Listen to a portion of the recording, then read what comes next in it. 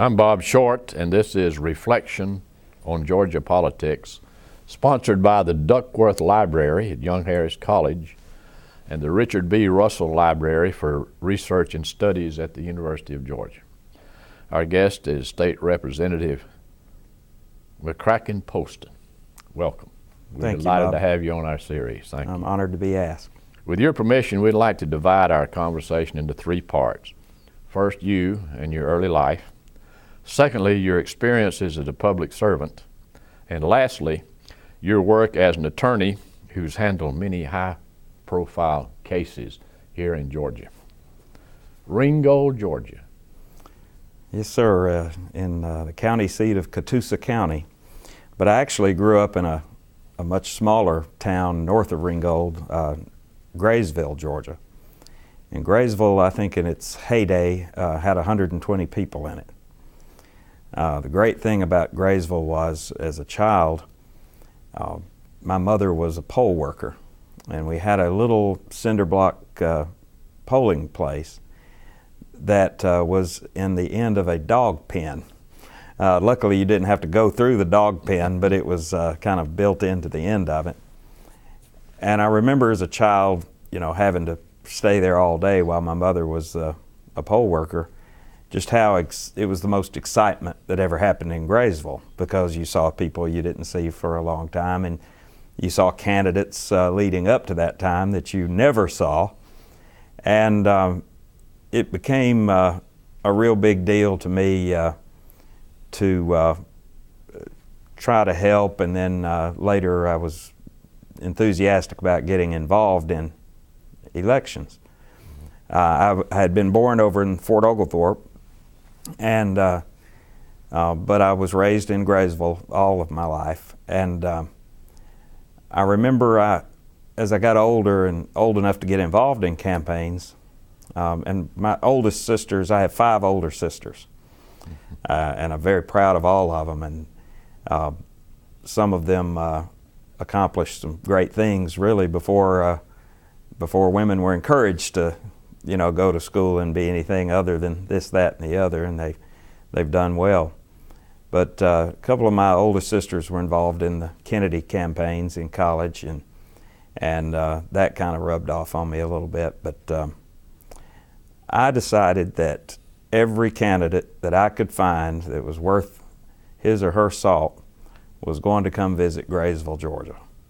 And we had a little mercantile store in the middle of town with 2 real characters that ran the place, Pete and Bud Brown. They were World War II vets, brothers who ran a great little butcher shop and a little general store. And I made it my cause to bring in candidates, because it was a great setting for a candidate. Chattanooga was just across the line. The news crews could come from Chattanooga and be there very quickly. It gave them a real kind of an old world setting for a political event. And the first candidate of any kind of broad election that I took there was Norman Underwood. And really worked hard on Norman Underwood's campaign. He was a North Georgia man, being from Calhoun. And so I thought he was a good candidate for governor that year, and I think it was '82. And later on, I went on to law school, and I'd like to give Norman Underwood credit probably for helping me get into law school just here in Athens. And during law school, I got a call from Norman Underwood after my congressman was shot down somewhere over Korea or Japan in the Korean Airlines incident. Larry McDonald. And I was no big fan of Larry McDonald, but that was a terrible way to go. And but it did create an opportunity for the 7th District, and that's where Catoosa County was configured then. And I heard for the first time about a man named Buddy Darden. And Norman Underwood had told me some nice things about him, and apparently told Buddy Darden some things about me and how I'd worked hard for him up in Catoosa County. So I decided I would take Buddy Darden to the Graysville store, and among other places all through Catoosa and Walker and Dade counties, and just really hit up a good friendship with Buddy Darden that lasts to this day, and later worked for him in Washington as an intern. But Buddy really enjoyed the Graysville store, and I learned something about the Graysville store. I had been just kind of, the brothers there at the store would really give what I called the treatment to a candidate. They would not hold anything back, but it was always good-natured kind of teasing, but it had kind of an edge to it as well. And I remember when I worked for Buddy, and I would see at the Capitol, the U.S. Capitol, there was a room that you go into the top of the Capitol, and they'd run a flag up the pole, and then they'd run it down, and then you'd get a certificate that on that day that flag flew above the Capitol. Even if it flew up there for just a second, technically it flew above the Capitol. So I, in my powers of an intern, got behind the typewriter and wrote up a kind of a proclamation and a letter that I got Buddy Darden to sign to the Brown brothers, and commemorating just this piece of Americana that they had at the store. And I just thought they'd get a big laugh out of it, and I packaged up the flag, and my mother at the time was the assistant postmaster in Graysville, so I just sent it general delivery and asked her if she'd make sure Pete and Bud got it. What I guess I didn't expect, these were two World War II veterans that had fought for our country, the emotional impact it had on them. It was almost in jest from me, but when I heard their reaction when they got it, it was a flag that had actually flown over the U.S. Capitol, I was profoundly touched, because I realized these people still do believe in the system. They still do believe in our country, and anyway, as touched as they were, I was touched by their reaction. Well, later, a couple of years later, a gentleman that I had always kind of admired, Hamilton Jordan, decided he was going to run for U.S. Senate. And much like the same people kind of tell about this young guy in North Georgia that'll work hard for you, he found me. And I remember we were having an event for him in '86, and there was kind of an entourage following him. I really didn't know who it was, but I had worked out the schedule that day. And without telling anybody, I built in about a 2-hour period for travel from the Walker County event through Catoosa County, and I was going to take him to the Graysville store before I took him to the airport in Chattanooga. And there was just really nothing good happening. There was nothing really newsworthy happening. And I had heard that there were some news reporters behind him in that car. So I said, well, I've built in another stop, Hamilton. It's a little place that I think will be a good setting for your news crews, and you just never know what happens here. And he said, are you taking me to the Graysville store? And I was just completely overwhelmed. I thought, you've heard of it? He said, Buddy Darden said you'd drag me to this place. Well, we went, and he got out, and Pete and Bud Brown, who were never scripted, Pete pulled a gun on him and waved it around in his face and said, now are you one of these Republicans? Because if you are, we're going to throw you in the creek and let them fish you out in Tennessee. And so they had a big time with Hamilton. Well, as soon as that gun came out, I saw reporters' notepads flip open and a photographer's flashes start going off. One of the reporters was David Broder of the Washington Post, and who I'd been reading for years, but I never recognized him. He was in a baseball cap and a T-shirt, and he did an article in the Washington Post, Dateline Graysville, Georgia, and I guarantee since the Civil War, nothing has datelined Graysville, Georgia. But it turned out to be a very good article, and so Hamilton was glad that I had kind of worked that in there, a place that he wasn't sure if I should drag him there or not. But I felt confident after running those three gentlemen's races locally, where Norman won Catoosa County, Buddy won Catoosa County, and Hamilton even won Catoosa County, that it was time for me to run. By then I was out of law school. I was an assistant district attorney with hopeful ambitions to go to the state legislature. My legislator was Bob Peters, who had been there for 20 years and who I was very good friends with his daughter in school. I didn't have a thing in the world against Bob, but it was something that would run into me many years later, a young person trying to challenge a way, and I was in my 20s. I was 27 when I started the race. Basically just saying it's our turn. Nothing against you, it's just our turn. Well, things, I did a couple of things right, I think. One is I went and visited Tom Murphy, the Speaker of the House. Mm-hmm. Stuck my hand out and introduced myself, and I said, I just want you to know I'm not running against you. I'm just running for the seat. And you know, I did that kind of as a preemptive way to not win the battle and lose the war. You know, I wanted to be well received. And I just worked hard. I had to quit my job as assistant DA. I didn't really have a law practice much developed, so I just worked every day, and I went door to door. I think somebody estimated once that I'd gone to about 5,000 or 6,000 doors. Got bit by a bunch of dogs, and those are the people that always Kissed remember a lot you. of babies. Yeah, when their dogs bite you and you don't complain, they like you. They will vote for you. I went to the primary and was surprised myself even. I beat Bob and I got 70% of the vote. Now that kind of set up a dilemma for me because this was 1988. I really liked those big numbers. I just knew that that would send a message with me to Atlanta that I may be there to stay a while. I had done my homework with the Speaker and the leadership, so they were impressed with that number. But we had a bit of a fledgling Republican Party that was starting up there, and they had fielded a candidate.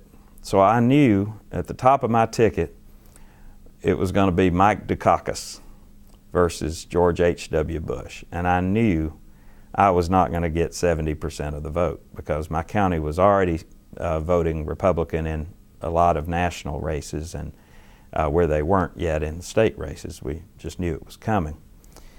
So I didn't know what to do. I just kept working hard. The fellow that was running as a Republican was the county surveyor. And I just remember one day in court, I did have a couple of little cases that I just did to keep food on the table and keep gas in the car. I went back and I did just my first attempt at opposition research. I just literally, without any kind of hint that there would be anything there, started going through the old giant books of cases that had been gone back for many years, all alphabetized. In other words, everybody with the last name C would be in this one book, and then you could go to the older book that had the last name C. Well, lo and behold, about 27, 28 years before, or 23 years, I think, before, there was a conviction by my Republican opponent for attempted murder.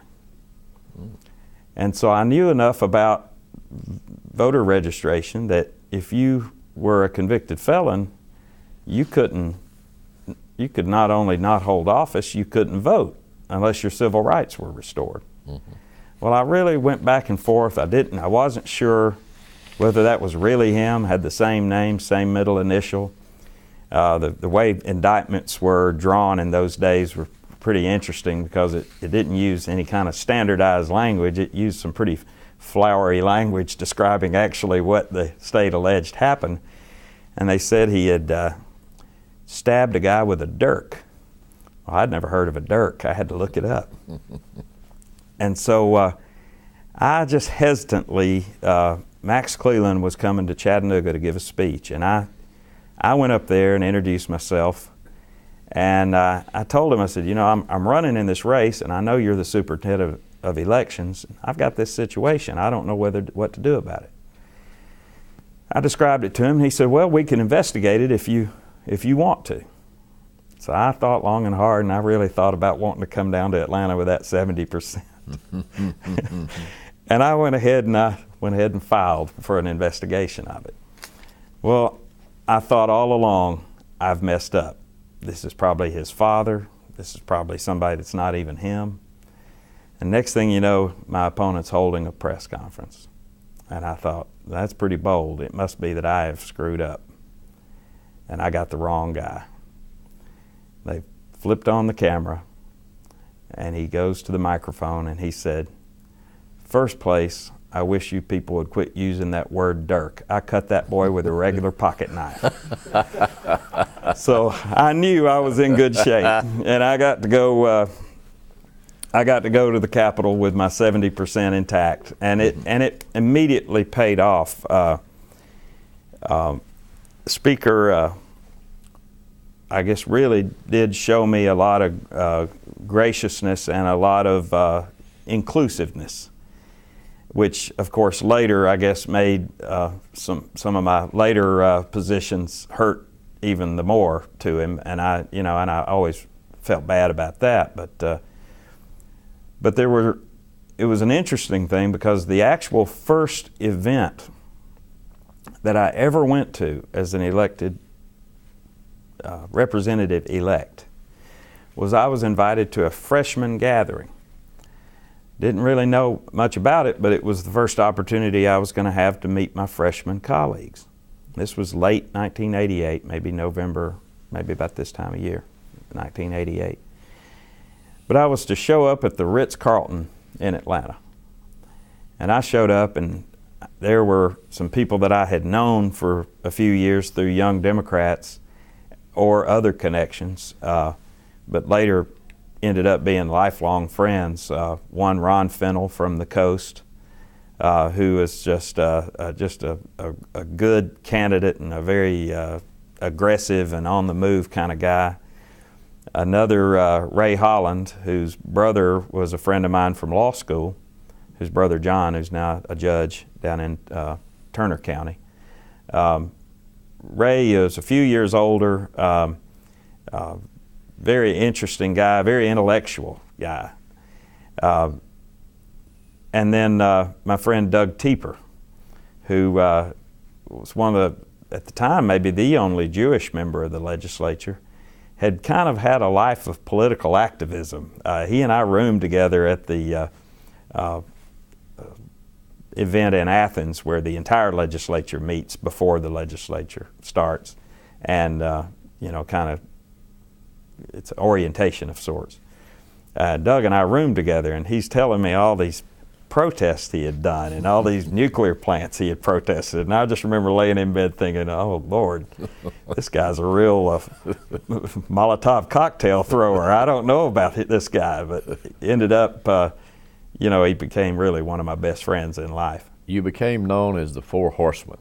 Those four, we did. Right. We did. Only because we stuck together.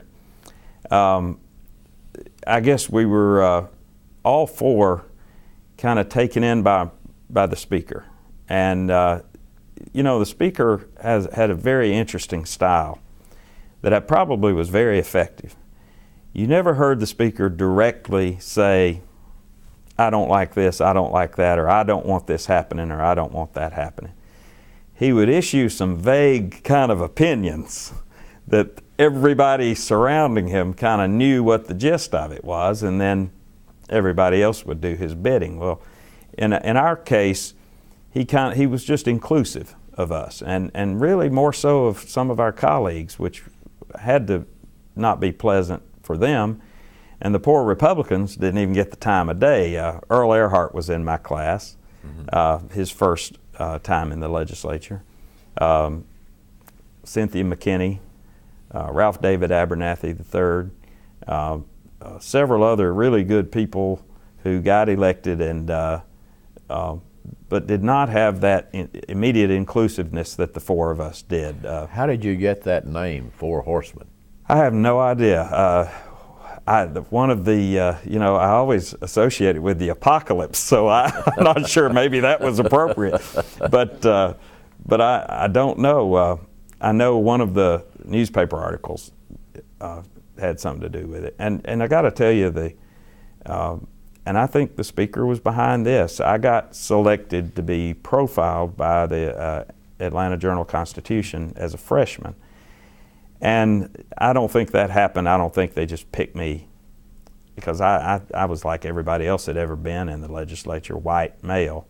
I think that was a direction maybe Murphy offered me up for that, which he most certainly later regretted. But I, it was flattering, and I remember my friends Ron, Ray, and Doug. We would try to include each other on things if we heard about them. But the interesting thing about my freshman year, we were told to be quiet and be seen and not heard. There was something very interesting that was going on at the Capitol that I think people innocently get sucked into. For one thing, there was, I told you about the going to the Ritz-Carlton and going to the races the next day. Well, that kind of rarefied air at the Capitol can be somewhat intoxicating. And I saw a lot of people become somewhat dependent on that. I knew of a committee chairman that loved to eat at the Commerce Club. And so someone took him every day to the Commerce Club. Now, I often thought, well, what if that person that took him to the Commerce Club decided they really needed a bill through? And this guy's got how many years of service and how many lunches at the Commerce Club? The popular saying is you can't buy a legislator for a lunch. But, let's say about 30 years of lunches at the Commerce Club. There's no telling what the value of that is. And that might be something that legislator thinks about. We got invited to the Masters. It was just seemed to be a real a time of where your head would get pretty big if you weren't careful. My next term, I had decided myself that I needed to do some constituent service. 89 was my first session. 90 was my second session. So it really actually wasn't my next term, but it was election year. And I had about 3 issues in Catoosa County. One was a proposed toxic waste facility that nobody wanted except the person that had the license. The other one was an issue about, oh Lord, I tried to remember all this. Catoosa is one of the smallest geographic counties in the state, but we had 5 phone companies working in different parts of the counties. We had Bell South out of Chattanooga that actually came down into Graysville and got my parents and my house where I grew up. We had Ringgold Telephone Company based in Ringgold and spreading out. We had the Chickamauga Telephone Company. We had something out of Dalton, and I think we had one more. And it would be long distance to call just across the county. In some communities, it would be long distance to call across the road. And James Beck, who was a member of the legislature from South Georgia, he had a similar situation in his county. So he and I decided we're going to introduce a toll-free countywide calling bill to make phone companies work it out amongst themselves, but you got to be able to call across your county for free. Well, I put my name on the bill, and we dropped it in, and a lobbyist from the telephone communications industry came by and said, "We're going to miss you at the Masters this year." Well, I started figuring out how things worked around there, and it was a bit unsettling because you have an atmosphere where your ability to be places with your colleagues was important because that's where you, I guess, bonded and shared all your memories, and a lot of business was discussed on those kind of things. And yet I had a constituent issue. So finally, there was one other little guy. He was a sole operator of a little Exxon gas station. His name was Ken Abney, and it was in Ringgold, and he'd been there all his life. His family's big family in Lafayette and Ringgold. But Ken was a sole operator of his gas station, and he sold Exxon product. And he asked me one day while I was in there, he said, would you ever consider doing something for me? And I said, what? And he said, well, this Exxon is breaking me.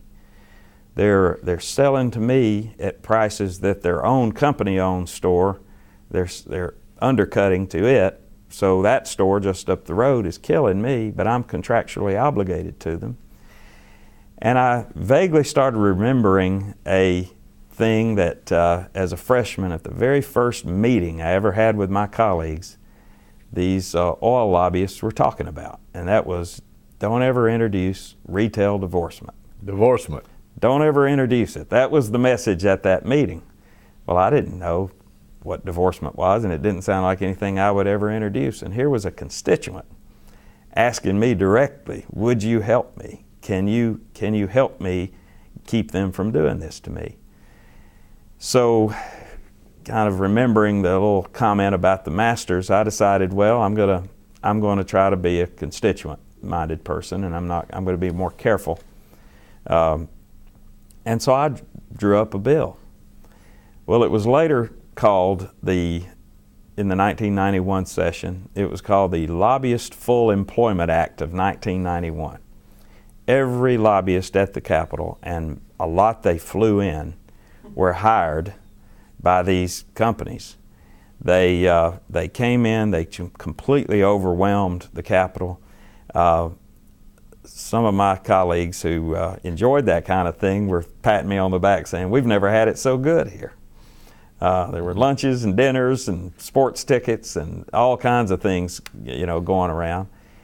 And here I was representing my sole constituent. The oil lobbyists actually had the audacity to come up and say, we can't believe you did this. This is just a little guy.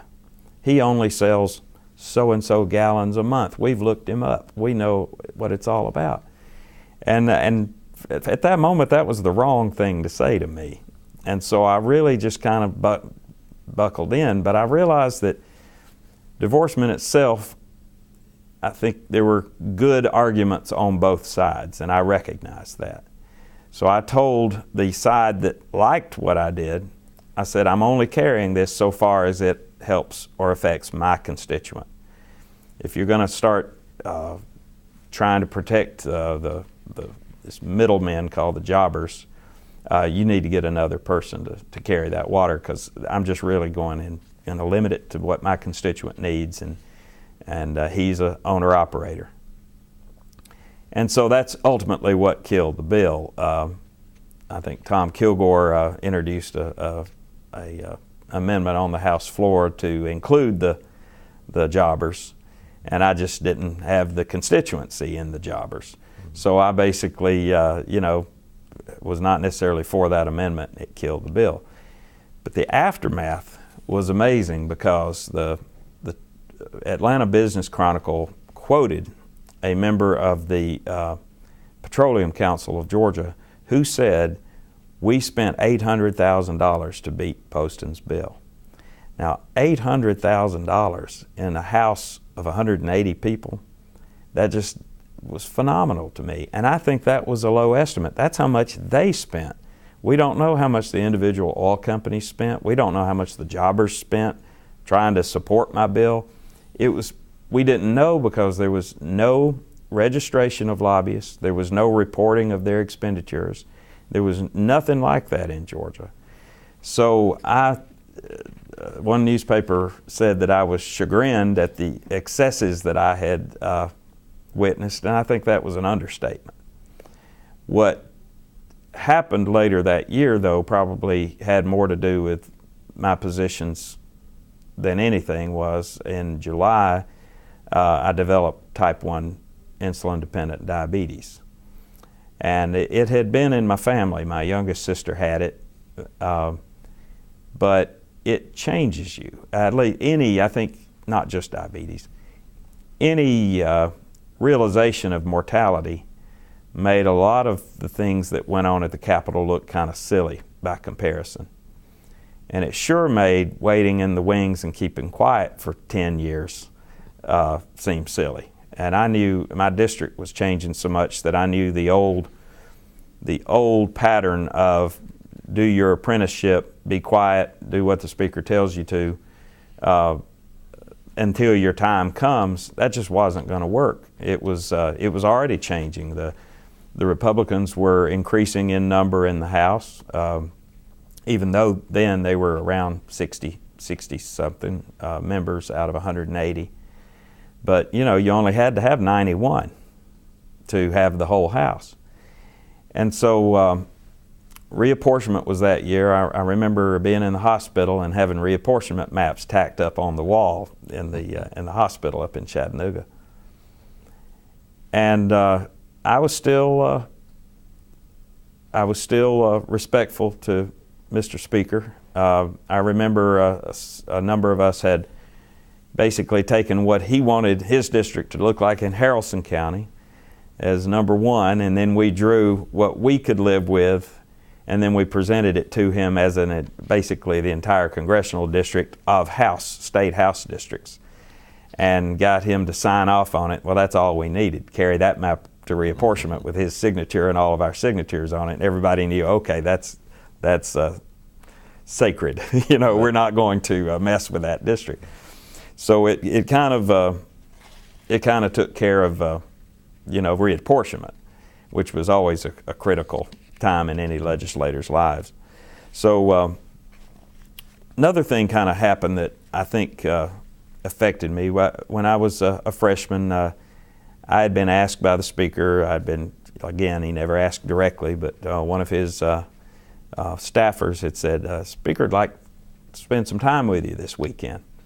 You got any plans?" And I said, "Well, I don't now. Speaker wants to spend time with me." So I was told to be at the bottom of the old Ramada, which was the Stadium Hotel at the time, where everybody tried to stay close to the speaker. And I thought, well, we're going to Bremen. I'm wondering, what am I going to do in Bremen? What if I'm dressed appropriately? Well, we didn't go to Bremen. We went to Charlie Brown Airport. We got in a slick little airplane, and me and another legislator and the speaker and a lobbyist. And we went to Houston. I never, to this day, know what we were doing there. But I do know that when I got back, and I guess I was just literally going along for the ride. When we got back, the other 3 people in the plane with me were all named in the BCCI investigation that was going on, the Bank of Commerce Credit International, that rogue Italian bank that had influenced or tried to influence some banking legislation in Georgia before I even got there. And I don't know, I have no idea to think anything wrong was going on that trip, but I just knew it's all 3 of them plus me and some other trip. So with that and the diabetes and the things I'd witnessed in the retail divorcement bill, my heart was set. And I read that Max Cleland was going to do a blue ribbon commission on ethics in government. Now, Max was chomping at the bit for an office to run for. And so I realized that was his purpose. But what I don't think he realized was my intent. And I told him, I said, would you please put me on this panel, because I plan on introducing its results as a bill. Well, that kind of got Max excited, because the speaker didn't like Max Cleland.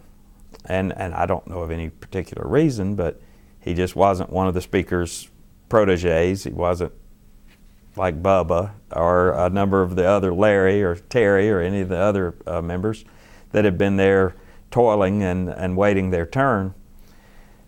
And so it was a bit of a disconcerting to the speaker that I was helping Max Cleland with something. And And I told him, I said, you know, Mr. Speaker, I just really was upset by a lot of the things that I observed, and I, you know, I really feel like we could use this. And that was very naive of me. I realize that now. And I don't think the Speaker was against ethical rules. I never want anybody to ever think that I was saying, well, he's unethical and I'm ethical. What I realized was that this was a very powerful tool that Tom Murphy had.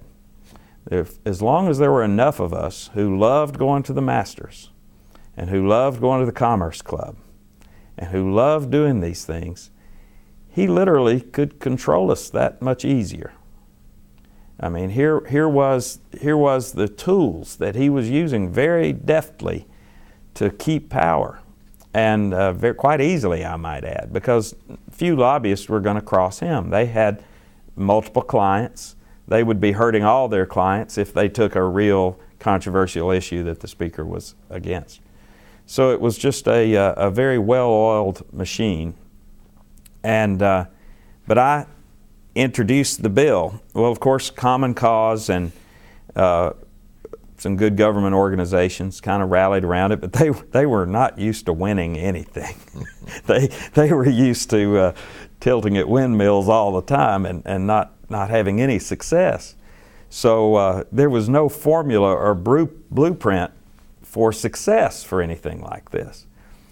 So, of course, I had mentioned that the Speaker had kind of helped me become this freshman that they had been profiling. Well, I was a sophomore now, but you know, he had helped get my name out there. So the Atlanta Journal-Constitution started picking up on the bill. Hey, yeah, this is needed. What also helped was I was asked to debate the bill on Channel 5, and this was just before the '92 session. And so I went to debate the bill with a senator who, before I even had the bill introduced, between our debate and the introduction, he was federally indicted. So there would be things like jet fuel that would happen to my bill that I didn't cause, but certainly they were helping it along, the general feeling that we need to have ethics legislation. Mm-hmm. And so it started. Well, of course, the Speaker, in a very unfortunate interview for him, basically said he didn't see any need for ethics. And what the opponents always came down to is, I can't believe you're challenging my integrity. I can't be bought for a meal. Well, like I said, well, of course you can't. But if you really like golf, you may not introduce that bill for toll-free countywide calling because you like golf a lot and you sure think Augusta National is a pretty place. Or if you really like the Commerce Club, you might not let that bill out of your committee because that lobbyist is against it. And I realized suddenly, it became very clear to me how they played ball when I got a call from Rhonda Cook. And I had met a young woman and married her, a woman I met at the Capitol. And I got a call from Rhonda Cook, and she said, well, I can't tell you who told me, but somebody in the Speaker's office told me that you had accepted a gift from lobbyists for your wedding. And I said, well, I don't know. I don't think I did. But I'll get back to you. Let me just get back to you. I called my then new wife, and I said, you know, let's go through those thank you cards and let's see who all gave everything, and tell me anybody that you know or recognize as a lobbyist. She was up in Ringgold. She called me back a little later, and she said, well, Larry Walker, Terry Coleman, Buddy Darden, about a dozen legislators had gone in together for a trip, a honeymoon trip. But John Thomas and Jake Cullens are on there too. I said, well, that's fine. That's good. And I called Rhonda back, and I said, well, they're right. And I said, and I think this is a good example of why we need ethics legislation, when they can get into your, wedding gifts you think are from your colleagues, and you don't even know that they were there until, you look at the card. And so that was their swipe at me for doing this, and I just continued running because it taught me a valuable lesson though about how they play ball, and so and I remembered that. So we get in with the bill, and like I said, I had 2 strikes against me. I was working against the Speaker's mandate that we didn't need an ethics bill, and I was working with Max Cleland, which of course, the Speaker always had his candidate for something, and I'd done the good lieutenant stuff. I'd flown around with Bubba McDonald all over the state, and sometimes I was the only person flying around with him because the Speaker wanted us to support Bubba, and probably missed out on a lot of good opportunities with Governor Miller because of doing what the Speaker asked me to do. So, I was realizing what this was about to cost me. The Speaker did get interviewed because he introduced an ethics bill, or he had his people introduced an ethics bill, a companion ethics bill. And the paper, and by the way, the Atlanta Journal-Constitution, people have to realize, then was a true statewide paper. It's no longer that anymore. It doesn't even run even here in Athens anymore on a daily basis, and it hasn't run in Ringgold for years, but at the time it did. You could get it literally statewide. And so here's a reporter asking him questions, which he rarely did, and one of the questions was, why is your bill speeding along and why is Poston's bill bogged down? And he said, well, I don't know. There's a vast difference between our 2 bills. And they said, well, what are the differences between the 2? What is the differences? What do you not like about Poston's bill? And he said, well, I don't know. I haven't read it. So there's a vast difference between our 2 bills, but he hasn't read mine. And that kind of helped me out a little bit from, unintentionally, of course. But the attempt to embarrass me was a definite shot across the bow and a valuable lesson. Charlie Weltner, who was, of course, on our Supreme Court and who had lived a life of taking very principled positions, even if it hurt his politics. I went to law school with his son, and I was friends with his daughter. And I would seek counsel from him sometimes in this new role that I had of trying to reform some things. And I said, I just didn't know that they had gotten involved in my wedding even. And he said, you should have. He didn't offer any kind of condolences or don't worry about it or shaking it off. He just said, you should have. And that was a valuable thing to hear from him because I always respected him. The AJC at the time, the Atlanta paper, started doing something that I thought was unprecedented. When my bill would stall in committee, they would do an excellent editorial, but then they would list the numbers of the committee members, and particularly the committee members who were obstructing. And so these people started getting hundreds, if not thousands, of telephone calls. Well, as impressive as that was, imagine how I was treated. Even by the secretaries, they were having to field these calls. It was not my idea and it was not my strategy, but it was effective because people were starting to get a little worried. They started getting calls from their own district. I can't believe you would obstruct something called an ethics bill. What is the point behind that? And I made it clear that while there were a lot in the bill that I could do without, my main interest was lobbyist registration and lobbyist disclosure. I've never been a term limits guy. I always thought voters could make up their own mind about their legislator if they had the information. What they were lacking was the information of what was influencing their legislator. And that's what the bill was offering. So at some point, probably in all of politics, perception becomes political reality. So I was being crucified a bit for championing this bill. And the Atlanta paper, every slight that would happen to me, the Atlanta paper would run it, and the other side would just get besieged by calls from their district, and that was fairly interesting. The paper would identify me as someone who was challenging leadership and that the leadership was unhappy, and it all really became red meat when I was pushing to fund the State Ethics Commission to manage these new rules, and the new Welcome Center in Ringgold got cut from the budget right as they found some money for the new ethics bill. So I took it in good stride. You know, I thought, you know, the Welcome Center, cutting that is really hurting all of you. It's not like cutting the McCracken Poston Health Center or anything that Catoosa Countyans go to. We never stop at the Welcome Center.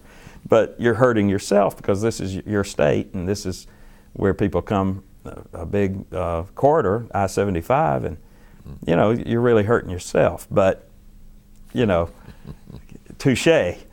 And so basically that gave the paper and the media the kind of the give and take. And they really ran with it, and this poor legislator, and how he's being beat up, and how they're hurting, they're not wanting his bill. Well, in committee, I learned a lot about the process because Denmark Groover was, of course, the mastermind and just an incredible lawyer. That they even created a verb out of his name. A bill would be grooverized, and you didn't always want your bill grooverized because sometimes everything you intended it for it to do, once it was grooverized, it did the exact opposite. But you know, you looked like you were passing a bill that did nothing. Well, I knew enough about that, and I was on judiciary, and to Speaker Murphy's credit, he had a system of rules where once you got a committee, he would not take you off of it, no matter how mad he got at you. Rules Committee was the only one he would take you off of, and so that was the committee, the one committee that he really controlled with an iron fist. But I got to maintain, you know, my committee positions, well, my committees, I should say that. I'm being premature here. And so I started realizing, though, that my bill was being cut away. It was being grooverized. And I was being asked to carry a shell of a bill on to probably its death, because it would have been nothing that anybody wanted. But I started realizing, and you know, you have to know, Bob, I didn't pass this ethics bill myself. I couldn't. I constitutionally couldn't have passed it myself. It took a majority of the legislature to pass it. And I started seeing my colleagues, my friends that I came in with as freshmen, some people who had not always been up front on bills before, but other people who had witnessed the excesses that I had witnessed, but they had just been quiet about it. And now they were kind of inspired, and they wanted to restore some of the things that had been stripped away in the Judiciary Committee. And Bobby Lawson from Gainesville, Tom Bordeaux from Savannah, Republican Max Davis from Atlanta, and others were very helpful in restoring things to the bill. Well, and it passed judiciary. Well, Denny Groover was so mad at me, he moved for passage of his bill as well. But ultimately, I think just because of the pressure the paper was putting on, they decided to run with mine. Well, I got it through rules, which was a tough barrier, but I was told the only reason you can get it through rules is if you do not agree to any amendments on the House floor. Well, here were people that my friends and colleagues that were not on Judiciary Committee, who had read about all the stripping down that the bill had endured, and they were embarrassed. They didn't want to pass a skeleton. Even if it was going to go to conference committee later, they wanted the House version to be strong. And so, but here I was with this obligation. to not agree to amendments. So I kind of violated a code, I guess, of operations, but technically I was true to my word. What would happen through the parliamentary inquiry of the bill, we'd be there, and I'd say, please pass my bill, and the chairman would say, this is a good bill, please pass it. Well, then all my friends would stand up and they'd say, well, look, I moved to restore this language that was in the original bill. So there were all these handwritten and typed out amendments that were good amendments.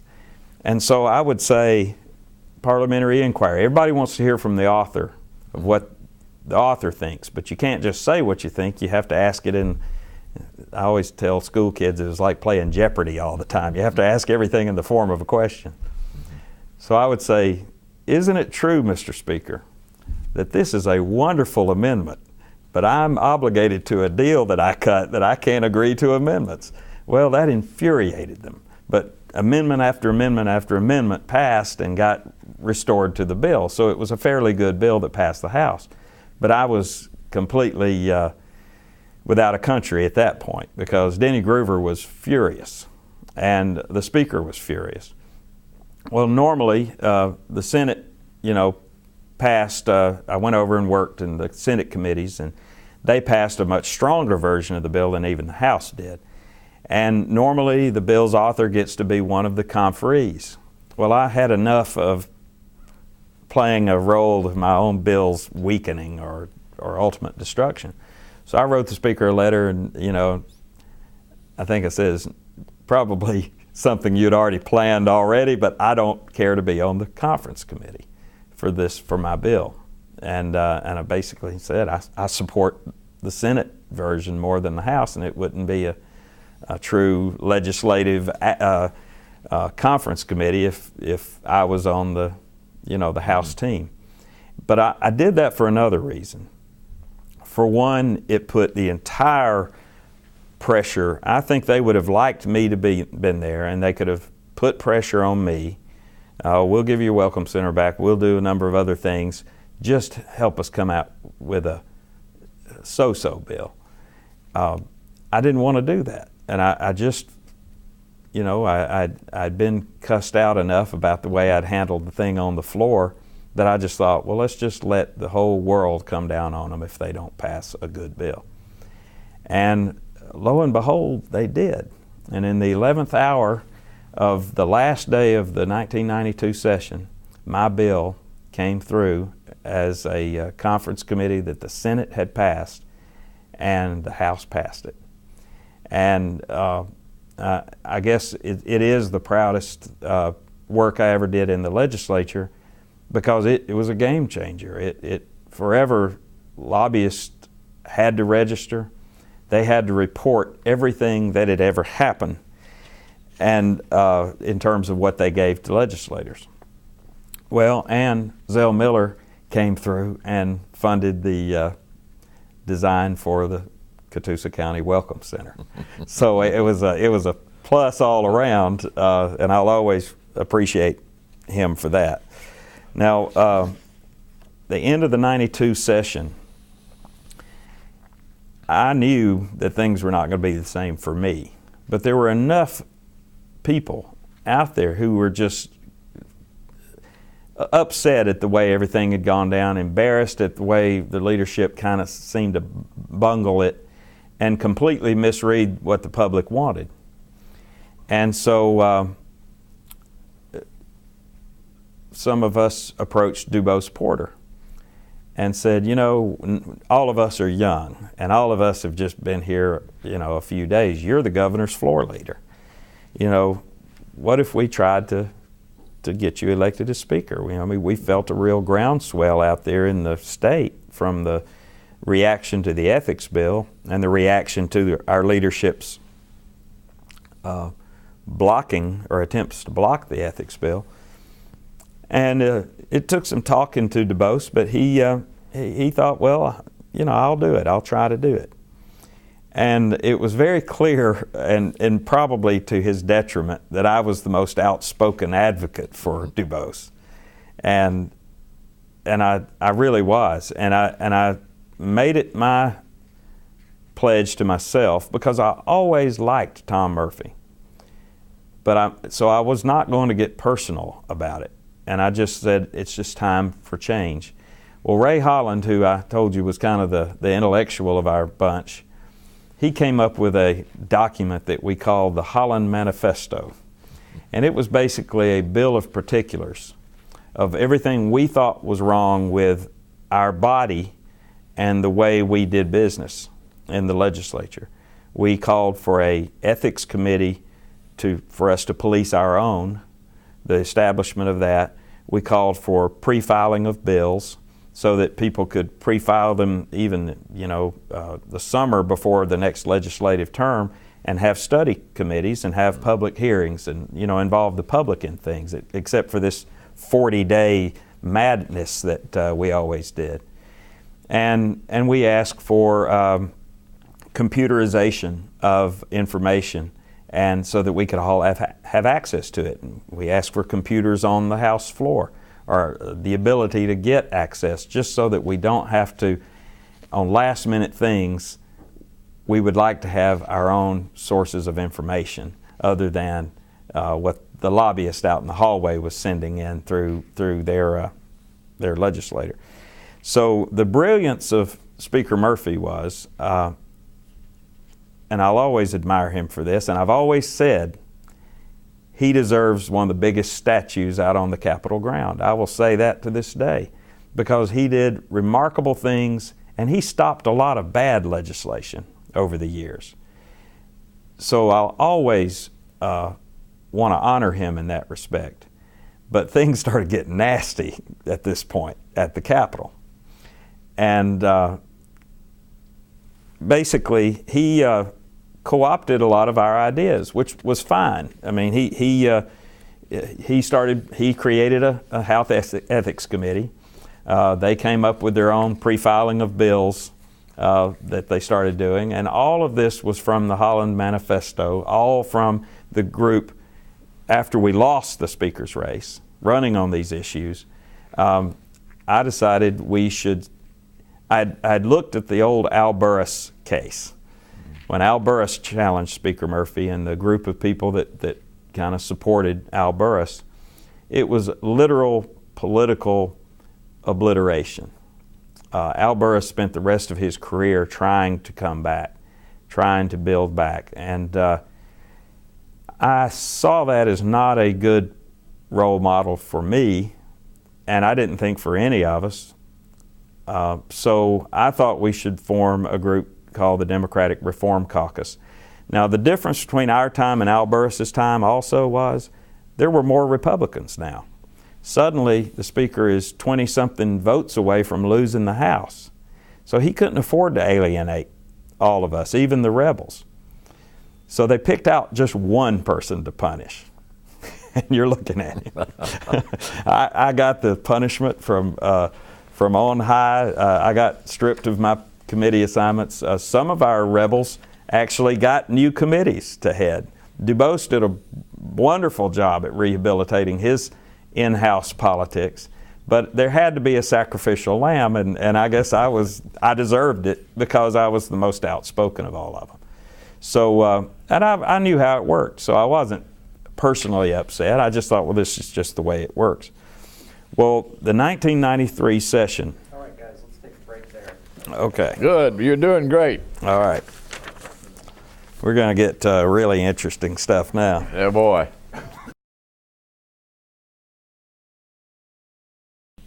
Well, the 1993 session was, of course, the session that Speaker Murphy was reinstalled.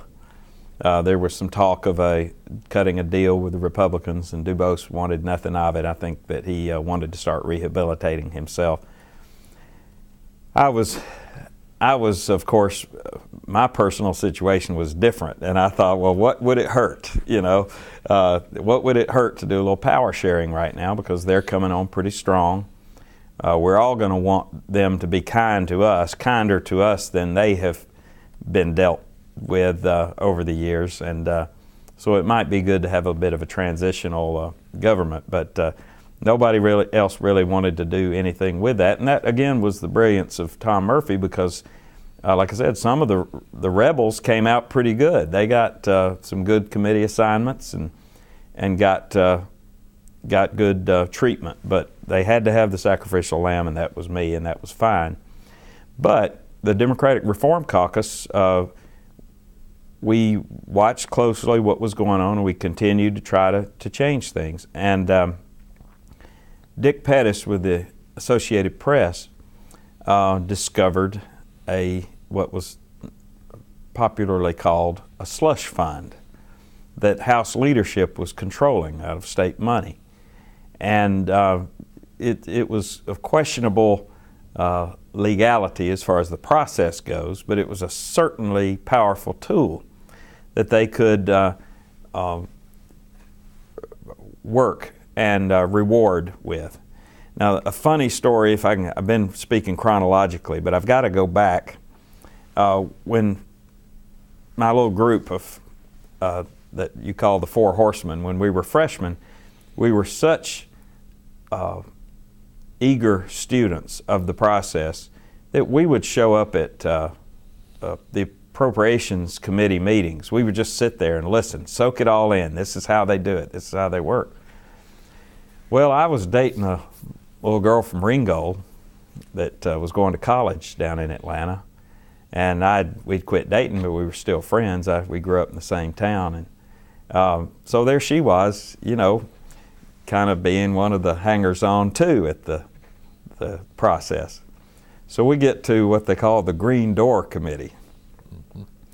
And so we're all showing up ready to follow them in through the green door, and they just kind of laughed and said, well, whoa, nobody comes past this. Nobody comes past this. This is a kind of a real closed door session thing.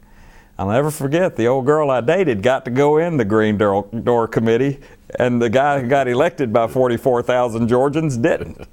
So there were some memories of reform, budget reform that we had, and we introduced a measure as the Reform Caucus to straighten it out. Now, the leadership was embarrassed by this slush fund discovery. So they really couldn't do much about it other than swallow hard and pass our bill. So we were very excited. So at the end of the 93 session, we had survived the speaker's race. We had been obliterated, beaten pretty badly. The speaker can count numbers, you know. And he had the power to make the promises to keep the power. But we had survived. We had created this Democratic Reform Caucus. We had passed reform legislation again, this time the Slush Fund Budget Reform Act. And so imagine my surprise in the summer when I in my office get a call from the Georgia Bureau of Investigation. And he said, Representative Poston introduced himself, and I said, yes, sir, what's happening? You know, you always kind of get a lump in your throat when the GBI calls you. He said, did you observe anything unusual on the last night of the legislative session, this last one? And I remember somewhat sarcastically saying, yeah, we passed a budget reform bill. That was the most unusual thing that I ever saw. And so he said, no, this is more unusual than that. So I asked him, what are you talking about? He said, well, there was a young man serving as a page who reports that over in your section, Section A, which was one of the smaller little sections just to the right of the speaker's platform. I always thought the speaker wanted to keep me close where he could watch me, but he said there was a young boy working as a page who says that a member flashed a kind of a phallic toy at him. And I was just stunned. And I said, but you have no idea who it is. And he said, no, that's why I'm calling you. We're trying to see who saw something different. I said, well, are you learning anything? He said, not much. And I said, is this publicly known? He said, oh, no, this isn't publicly known.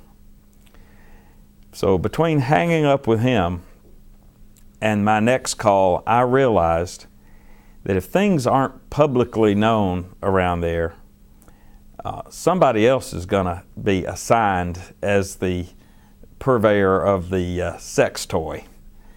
And I wasn't going to let that happen. I was the most unpopular guy there at that time. There were active candidate recruitment campaigns coming out of the Speaker's office for my seat. And so the very next call I made was to Dick Pettis at AP. And I said, guess what? And he of course ran with it. And we had the absolute first case for the new House Ethics Committee. And I filed a complaint. I didn't have any idea who did it, but I filed a complaint saying, we really need to fully investigate this and find out what happened and do what we need to do. Well, that was, as someone said, now my fight had started involving non-combatants, and I was just, being a rebel for the sake of being a rebel. But at the same time, I felt a little bit of self-preservation here, because if you don't solve who did it, I'm going to be accused of it, or somebody like that. The rumor that's going to go out and about is going to be that. Well, it ended up, of course, being the chairman of the Transportation Committee. So you can imagine how I swallowed hard and said goodbye to the last road paving that I'll ever see when that happened. But I could not resist when the reporter called me and said, well, it's the chairman of the Transportation Committee. It was given to him. He's saying it was given to him by a lobbyist. And my response was, well, I wonder if he reported that thing on the new Lobbyist Disclosure Act that I passed 2 years ago.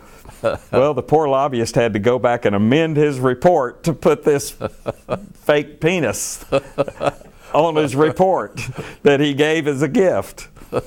And so I guess I became the point person then for anybody that had a problem with the leadership, because the next thing that happened, and this was the furthest thing out of my business. I think I had a personal reason to bring the sex toy complaint, because I was concerned it happened in my section. If it's not solved, there's going to be rumors started about it.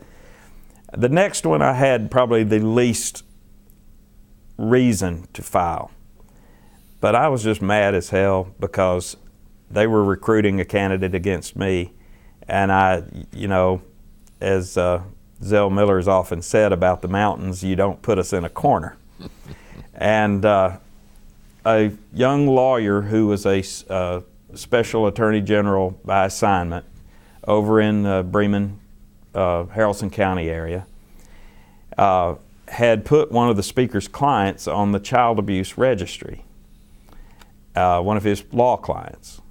And the Speaker, and this is unrefuted, the Speaker told her that if she didn't get his client's name off the child abuse registry, he's going to cut the funding for her entire agency that supported her and the Department of Family and Children Services. And of course, this woman was very upset, but she could find very little recourse. And of course, I file another ethics complaint. And like I said, I probably was less enthusiastic about that one, but I was just mad as hell. And I realized from the Burris example that to tuck your tail and try to get along was not an option, because you weren't going to get anything anyway. So as long as I was punching them, I was relevant, and I was continuing to make some impact. Well, that case went away faster than anything. The House Ethics Committee, which the Speaker loaded up with his own people, took no evidence, didn't even give the woman a chance to talk. Murphy didn't even appear, and they dismissed it. Now the sex toy thing was something completely different. That had enough, like I always call it, jet fuel to it, that nobody was going to be able to just suppress that. It involved a child. It turned out that the mother had called the Speaker's office 2 days after it happened, and nothing had ever been done. And then she later said she had actually talked to the Speaker about it. about 2 months before I broke the story. And so they had their problems. And so ultimately the chairman was publicly reprimanded in a session that was probably the most painful session I've ever sat through in the legislature, because he got a standing ovation, and then for the next 2 hours people just took turns at the well giving me hell.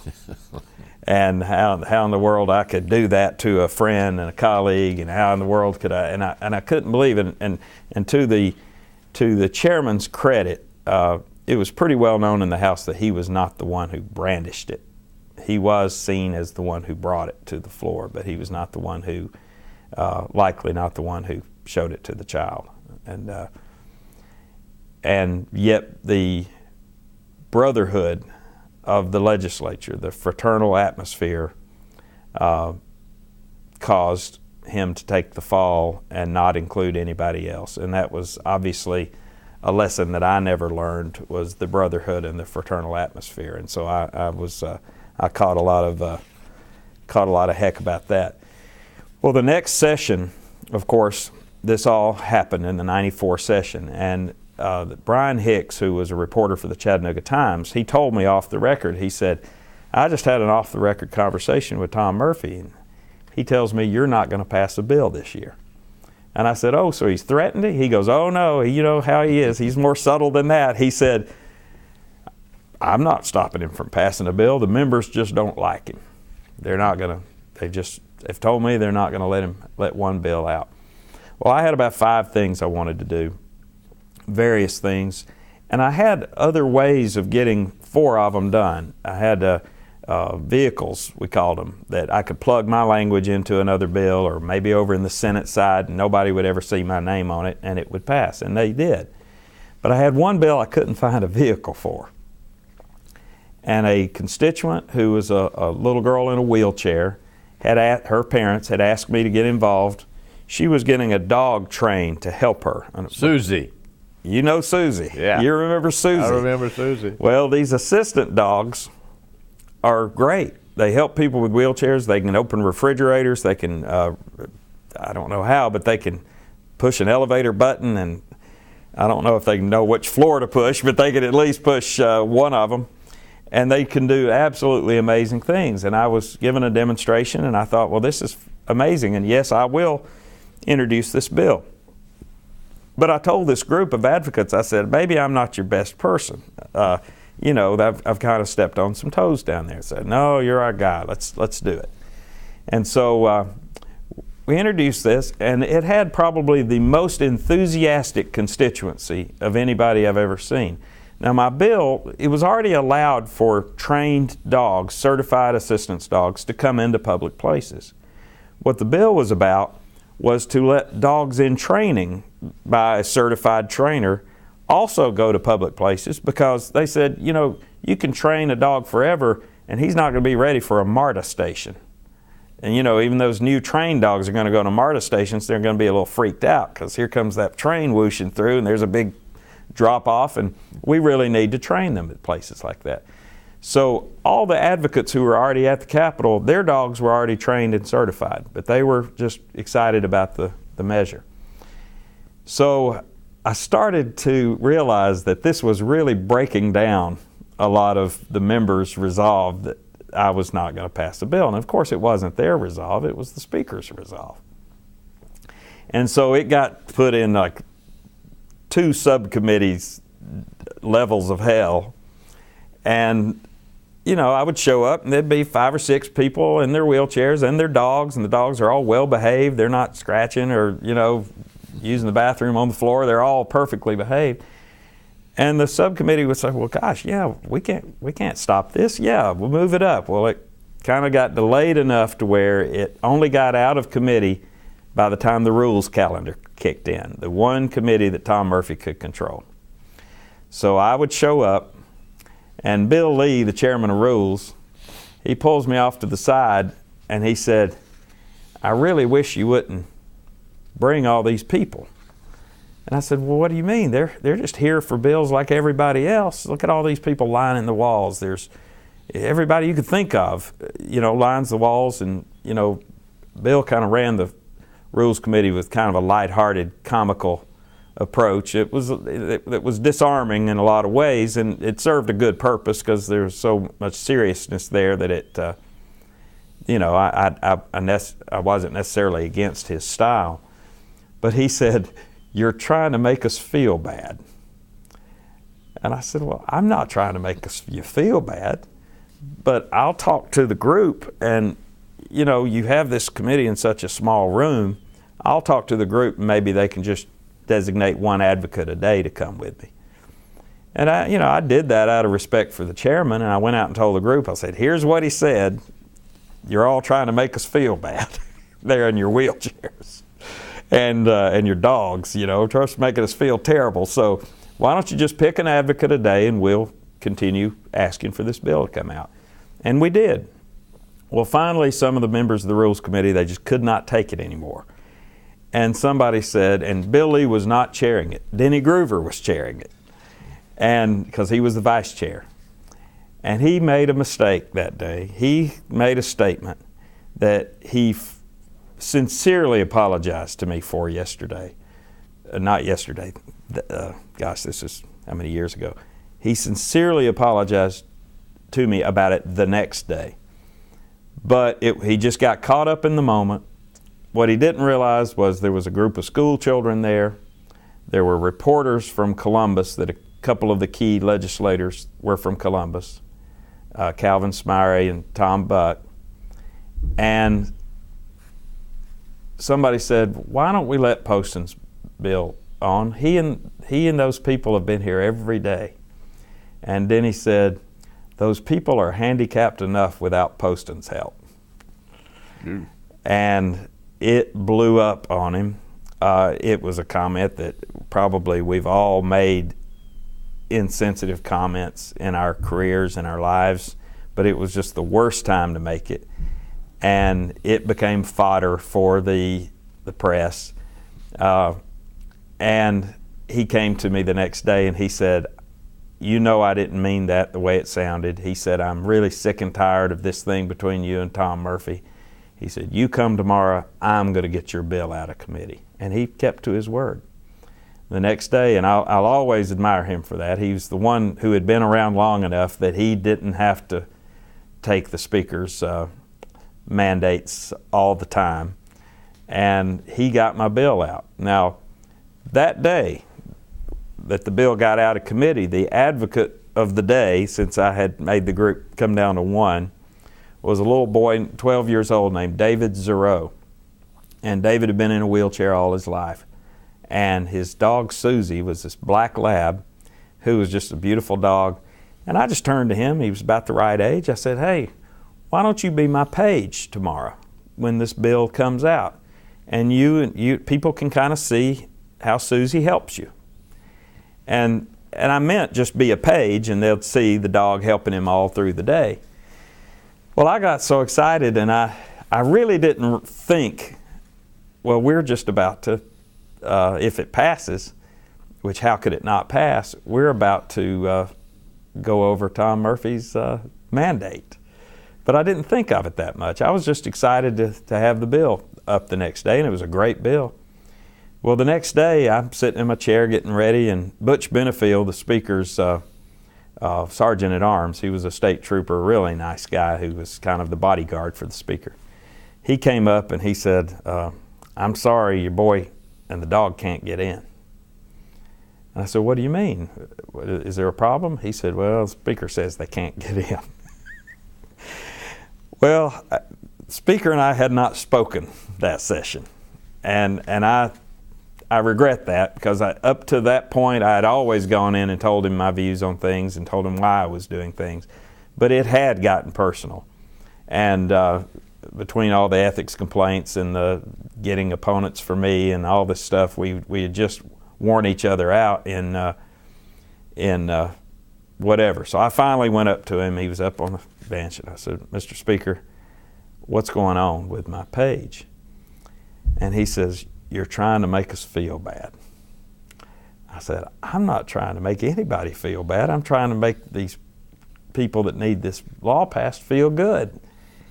And he says, well, they can't get through the aisles. Well, right as he was telling me that, John Sherrick with Channel 11, I didn't plan it because I just walked straight up from Butch Benefield to the speaker, so he knows I didn't plan it. John's behind me and he said, hey, Poston, we want to do a story about your boy and the dog. And I said, well, talk to him because he won't let him on the floor. And I walked off and I saw those lights come on and I saw the speaker who would, he would kind of rock back and forth and kind of rub his whole face with his hand, and I knew it had just blown up on him. But I didn't hear what he said. And so my bill came up. The speaker relented, let the boy and the dog on the floor. I didn't plan on the boy doing a demonstration, but he wheeled down and turned around and he dropped an envelope down on the ground out of his pocket. He had a little sports coat on.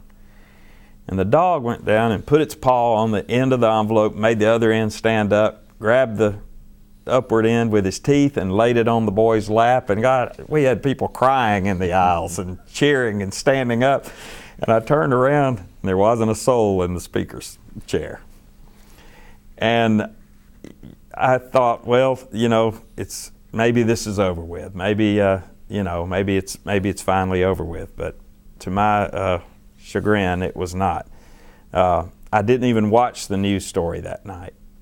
I came the next morning and Sherrick came up kind of ashen-faced and he said, I just got told by the speaker's office that if I do one more story on you, I'll never get a story again. I said, well, what did you do? What did you say? What did he say? And he said, you didn't see it? I said, no. So I left and went down to the House Information Office and asked them to run me that story. Well, it was awful. And it was the speaker in his own words, just doing himself in, trying to explain why he was banning this child and the dog from the floor. And this thing, one thing you don't do, W.C. Fields says you don't work with children or animals. It just was hard to explain how you could ban that child, and especially after the child's performance. So I thought, oh well, that's too bad, and maybe that's over with. But unfortunately, I heard someone say, the gentleman from Harrelson wants a point of personal privilege. So he went to the well and the place was just completely silent. And of course, I'm in the last seat on the front row of the right side. So when I turn my seat, I pretty much can see everybody looking at me. And the speaker breaks down and cries and sobs. And I couldn't believe it. And I could not believe what I was hearing. And he was crying and saying how he was misunderstood. And if that Neil Bortz were here, he would bash his brains in. And I was thinking, oh gosh, what's for me, And he went on and on about how he talked about his brother who was disabled and how he couldn't believe people would say he was not kind to the disabled or didn't understand the disabled. And I had heard about his brother, and I knew the speaker was a very good advocate for the disabled. But he obviously didn't realize what it looked like to try to punish me in that context with the boy and the dog. But he wasn't going to say that either. He wasn't going to say, I was just punishing Poston, because that was something he would never say. And so the one thing he did was he said, well, I hope that Mr. Poston will come up here and explain that it just wasn't like that. Well, I was told later that was my last opportunity to come up and basically get a little bit under the wings a little bit, maybe just a little bit under the fold, maybe not be put off in Siberia so much. And I could not do it. I did go up and spent the moment of my personal privilege thanking everyone for making it such a great day for David Zero, because his parents had told me that it was the most excited he had ever been about anything. They said that I asked, doesn't he go to school? And they said, yeah, but he's so into this legislative process. we're all for him coming here as much as he wants to. And that's all I said. And Ray Holland later told me that he said, you missed a real good opportunity. The speaker was needing a lifeline, and you could have thrown him one, but you didn't. But later that year, he lined me up some opposition. And in April, after the session, former tax commissioner comes down, escorted by Bob Peters, the guy I'd beaten years before, and helping him sign up to run against me. So I knew that was directly from the Speaker's office. Well, we had passed a drug test law that all the legislators we felt we needed to do as well. But obviously, you know, while the state employees got theirs randomly, we knew we got ours right before qualifying. And we had to qualify within a certain number of days of that drug test being made, or otherwise it's stale. So we were all, you know, getting ready to do our drug test. And I'll always remember a funny story that I'll let Representative Ray Holland tell you about that day. But we all show up, and then of course we all go and see who our opponents are, those that drew opponents. Not many of us did, but I did. And my opponent, aided by my predecessor, signed up to run for State House District 2. Well, that was the number of the district when I came in, but reapportionment had changed it to District 3. So they signed up for the wrong district. And of course, when I saw the printout of who all had run, and Mike Snow's calling me saying, who is this guy and why is he running against me? I said, it's a mistake, I'm sure they'll correct it. And sure enough, they corrected it. Well, they corrected it the next, that was on a Monday. They corrected it on a Wednesday and signed up for District 3, but the gentleman had put the wrong precinct down. Now that was not a fatal error. But I went up to the courthouse in Ringgold, and I was laughing about the first mistake, and I planted in the ears of a few people that I knew would go blab it immediately that he had made another mistake, that he had put down the wrong precinct that he lives in, and I was going to disqualify him. Well, he ran as fast as he could down to Atlanta on Friday to qualify a third time for the same race, but this time his drug test was out of date, because his drug test had expired. So he qualified the last time without a drug test, and I got him disqualified. so that was basically the end of my troubles with the Speaker. We had done battle, and we had done battle fiercely, and we had given each other our best shots, but we were both standing. And in a strange way, we started getting along again. Mm-hmm. And I left 2 years later and ran for U.S. Congress, and it was a failed bid, but I knew I had done about as much as I could do at the state capitol, and I was leaving on my own terms, which was important to me, and I wanted to either do this on a full-time basis or get out of it. Mm-hmm. And I let the voters decide, and they sent me home to Ringgold from the congressional race. It was generally known, though, at that time that the Speaker supported you for Congress, did he not? Yeah, he did. Mm-hmm. He did. And more than I would have ever dreamed that he would have.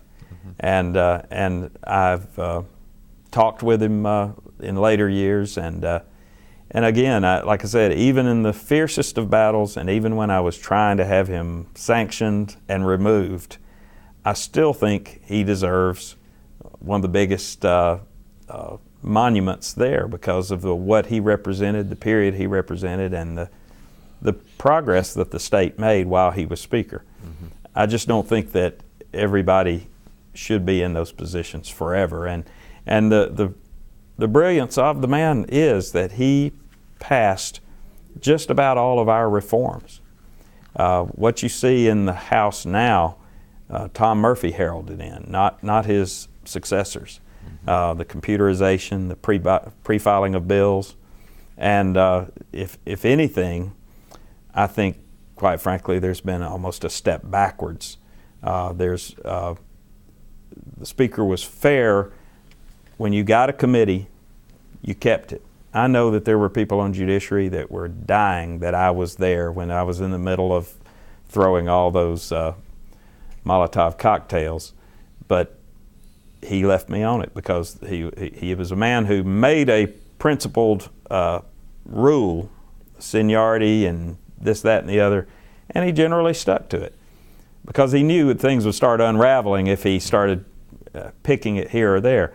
But it was fascinating to me as a leadership style how he would never directly tell somebody to do something. Mm-hmm. He would just tell them what he thought about it, what his concerns about it were, and generally people got the idea and scrambled around. And you know, there's one bill that I recall that you championed that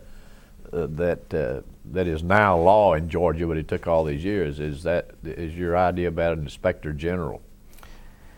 Well, I actually, of course, that was one that I did not pass myself, but I was the first one to bring it up. I also separated the heads of Department of Natural Resources and Environmental Protection Division. It was an unusual arrangement, and with my toxic waste facility about to happen in Catoosa, I realized that the same person that's supposed to be protecting the environment was the person that was issuing permits for these facilities. And I wrote to Jimmy Carter, and I'll always be proud of this, and I have it framed in my office. I wrote him a letter telling him that I was trying to change this, and I looked back in history at when they merged together, when they were put together, and I suspect that it might have been put together for a personality of that day that President Carter, then Governor Carter, trusted, and likely just created that position for him. And he wrote in the margins of my letter that I was right, and he mentioned the guy's name and said, yes, this is why I put these two together, but basically gave me his blessings to undo it. And I basically infiltrated every gubernatorial debate and planted that question to give the false sense that this was something of great statewide concern. And Zell Miller, to his credit, he pledged that he would look into it and change it, and he did. And so I was very proud of that.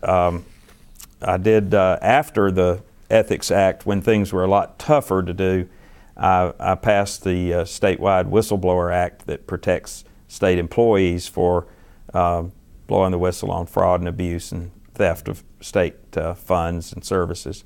And then my last year there, a Pesticide Notice Act for people who are sensitive to pesticides, for example, in dorm rooms. Sometimes you're supposed to post notice, so those who are sensitive could look out for the notice and just avoid their room for a while, or even get out for a while if they worked in an office and they had some sensitivities. Well, now let's turn to your legal career. Well, I was kind of a bit of a drift, to tell you the truth, after losing the congressional race, even though I should have been more prepared to lose it. I had. Well, let's talk about that for a minute. That was an unusual election in that the incumbent had switched parties. The incumbent had switched parties. He obviously read the tea leaves. I could never do that. And so it was an opening. It was an opening, and I had already decided I need a heads-up way to leave here in the State House. Tom Murphy didn't run me off. Nobody beat me here. They tried to beat me back home. They tried to beat me at the Capitol, and they didn't. So here's a heads-up way that I can leave. I was none too happy with the incumbent because he had just used a lot of our goodwill and treasure to get himself elected. And then this was, however, the time of the Gingrich revolution, and he said, Congressman Deal said that he could do more in the majority party than he could in the minority party. So I'm always curious what he's saying now that the Democrats have taken over again. And I understand he's running for governor now, so maybe that's his way of getting out himself. But it was a different animal than, as you can imagine a state house race. No longer, I wanted to do it right. I hired all the professionals. They put me in a padded room with a telephone and a list, and I very uncomfortably raised $500,000, which was apparently something that most challengers didn't do. But it was it was not at all pleasant. I didn't really get to do the door-to-door and getting to know people like I had done in the district, but had, as Zell Miller taught us all, the modern campaign is more of a, it's not necessarily the country store anymore. Mm-hmm. But yet I launched my campaign from the Graysville Mercantile, which I was very proud of. Both brothers are passed away now, and my dad passed away in July of this year, and he was my sign man in all of my elections. He got out and put up signs, and I was always very happy that he and I had that time. But it was just a completely different animal. The funny thing about it was my wife that I had married at the Capitol, she could not stand Ringgold, and she really probably wasn't really liking me anymore, and suddenly we were going to be in Ringgold together, and she really wanted to move on with her career, and she found a job in Chicago. Unfortunately, she found it in the middle of my congressional race. And so with my blessings, she left, and so I had the amazing absent spouse throughout this congressional race. Well, campaign staffs are kind of notorious about communicating with each other and teasing each other. Well, Deal's staff would call my staff and they'd say, "Where'd he put the body?"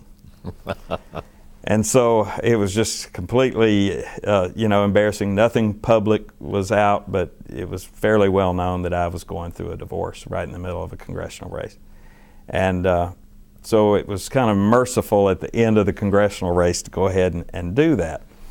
So I was trying to somewhat reinvent myself as a lawyer, which I had never really done full-time ever. I'd been a prosecutor briefly, and I'd always dabbled in politics the rest of the time. So I was trying to figure out what I wanted to do and where I wanted to do it. And in 1997, not quite a year after the congressional race is over, I was just walking to the courthouse one day, and I had heard that there was a strange discovery of a woman's body in a man's house in Ringgold, and he claimed it was his wife, and nobody in town really knew that he had a wife, and didn't recognize her, didn't know, and they surmised that he had kept her there for like 30 years. And so I knew this guy because he had gone to high school with my oldest sister, and he was odd acting, very sinister acting, and kind of scared people. He had a little TV shop in town that he had shuttered in the early 80s, and he had some theory that the sheriff had put him out of business, and he had even run for sheriff in '84, and it was all considered somewhat of a joke. But he was very sincere and always wanted to talk about how he had been done wrong, but nobody knew he had a wife. And so he would catch me at the same corner of sidewalk and street every day. No matter what time I left, I would see him walking from a phone booth, and he would encounter me. And first couple of days, it was just he would nod, and the second couple of days, he would grumble something, and finally I just said, "Mr. Ridley, I know who you are. How are you doing?" And he said, "Oh, I'm not doing any good. They're saying I killed my wife." And just the memory of my congressional race was so fresh on my mind, I said, "Well, I know exactly how you feel." And he looked up at me as if he had just found his lawyer. And so he started, in his own way, he was the most difficult client I have ever had. I hadn't had many clients up to that point, but he is the most difficult client I have ever had, and probably will ever have. He suffered from a paranoid condition that would not allow him to trust me, yet he needed me. He lived in poverty. There was this shackled building that he owned that had a bunch of 1970s console TV sets in them that had the last high water mark from the last flood we had on them, and the roof was falling in. And his house looked like a fortress. It was all kind of fences and things like that on the side that you could see from the street. And I thought, well, this poor guy, he doesn't have anything. That was before we had the public defender system. So I walked him over to the judge's office and I said, Judge, to Judge Van Pelt, I said, Judge, this is Mr. Ridley. He's charged with killing his wife and holding her hostage in the house for 30 years. And he needs a lawyer. And the judge says, well, the sheriff's already called me about him. He owns a $500,000 piece of property up on the lake in Chattanooga. And I looked at him and he looked at me and he said, well, that's Mom and Daddy's property. They'd never want me to sell that. And I thought, man, this guy's somewhat of a mystery. So he and I came to terms that I would represent him. But it was like pulling teeth to get him to even come to my office. So I decided, to me, this case was important because I was no longer doing public work and I had just lost this congressional race and I really wanted to win something. And I told him, I said, you know, I really want to win your case. I think you've got a good case. And I was thinking in terms of the state can't prove you did this. You know, in the back of my mind, I was thinking, well, did he do it? And I'm not sure, but I don't think the state can necessarily prove it. Well, he wouldn't let me go into his house. He would miss appointments. It was driving me crazy. So I finally had decided he would call me from phone booths in the middle of the night, screaming at me why I hadn't knocked the case out yet. That's the way he put it. And so finally I said, you've got to come to my office. You know, I just screamed back at him. And he would get calm. And so ultimately when I finally got him to come to my office, I told him, I'm going to put a phone back into your house. Your phone's been cut off. I'm going to pay for it and have it put back in the house. And that way you and I can communicate. And he agreed.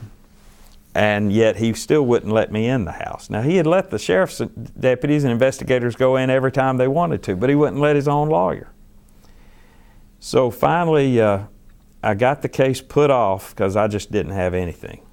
I got it put off from the September term, and Thanksgiving came along, and I'd gone to my parents' house up in Graysville, and my mother, they remembered him. My dad had bought Zenith television sets from him. And my mother said, why don't you take Alvin Ridley something? You know, we know he's alone now, and why don't you take him something? And it was that gesture, that me showing up at his house, and while there was this huge barricaded, giant 10-foot tall fence on one side, on the other side there was one strand of turned off electric fence that was laying on the ground. So it wasn't like a real fortress at all. It just looked like one. I showed up at the door with that, and he was so touched by the gesture, he invited me in. Well, it was the most bizarre, uncomfortable house I'd ever been in. It was just a very poor house. It smelled awful. It had was in poor condition, but the guy was also quite a pack rat. There was everything you can imagine in this house over the years, old things, televisions. I told him that I wanted to go back out to my car and get a camera because there were no locks on the windows, there were no locks on the doors. There was nothing that would make you think that this woman was held there. So I went into every room but one, and he said, you can't go in there. That's Mama's room. So I'd say, well, you know, I need to get photos of every room, but you know, I'll respect your wishes right now. But what I did find on the wall was a shrine of sorts that he had put of poems and letters and things that his wife had written. She had a very distinctive hand, a handwriting that, you know, you could tell right away was the same person. Although ultimately I did get a scientist to confirm that. But she apparently had epilepsy. And one of a side condition that she had that I didn't even learn about until the eve of the trial was that some temporal lobe epilepsy patients who are not medicating have a condition called hypergraphia, where she was compelled to write everything she ever thought. And so in this house was 27 years of her writings. And I spent almost a week there every day over the holidays going through this stuff. And I found a notation, a journal entry, or something written that I could account for every month of 27 years. Either that she dated it or or what she was talking about. Man landed on the moon today. Elvis's movie came out today. And I could date them by what she was talking about. She wrote 4 presidents. Now here's a woman that everybody in Ringgold is saying she's been held captive in her house, but she's writing presidents. She wrote Congressman Davis. She wrote all these people, and she shared the same kind of paranoid view that Alvin had, how everybody was against them and they needed help. And oddly enough, he thought and she thought that federal government was their salvation. They despised and suspected everybody in state government. Well, I learned, and it was somewhat inspiring to me, that I get a call from Nathan Deal, my former opponent, the congressman. And I thought, well, that's kind of nice, him calling me up. He's never done that before. It's a nice gesture. I wonder what it's about. I called him and he said, keep Alvin Ridley away from my congressional office. He's scaring the people down there. And so, knowing how Alvin was, how he trusted federal government and hated state government, that was going to come as a big blow to him. But at the same time, I didn't want him arrested. So I kind of sat him down, a calm moment, and I said, Alvin, let me tell you about that Nathan Deal.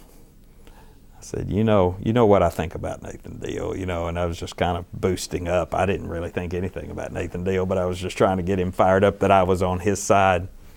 And I said, he says he doesn't want you at his congressional office anymore. I said, if you'll help me and help me help you win this trial, I'll tell you where he lives and you can go tell him about it. So that calmed him down. He was fine with that. But it also inspired me to work even harder for him. And I was paying money that I didn't have for experts.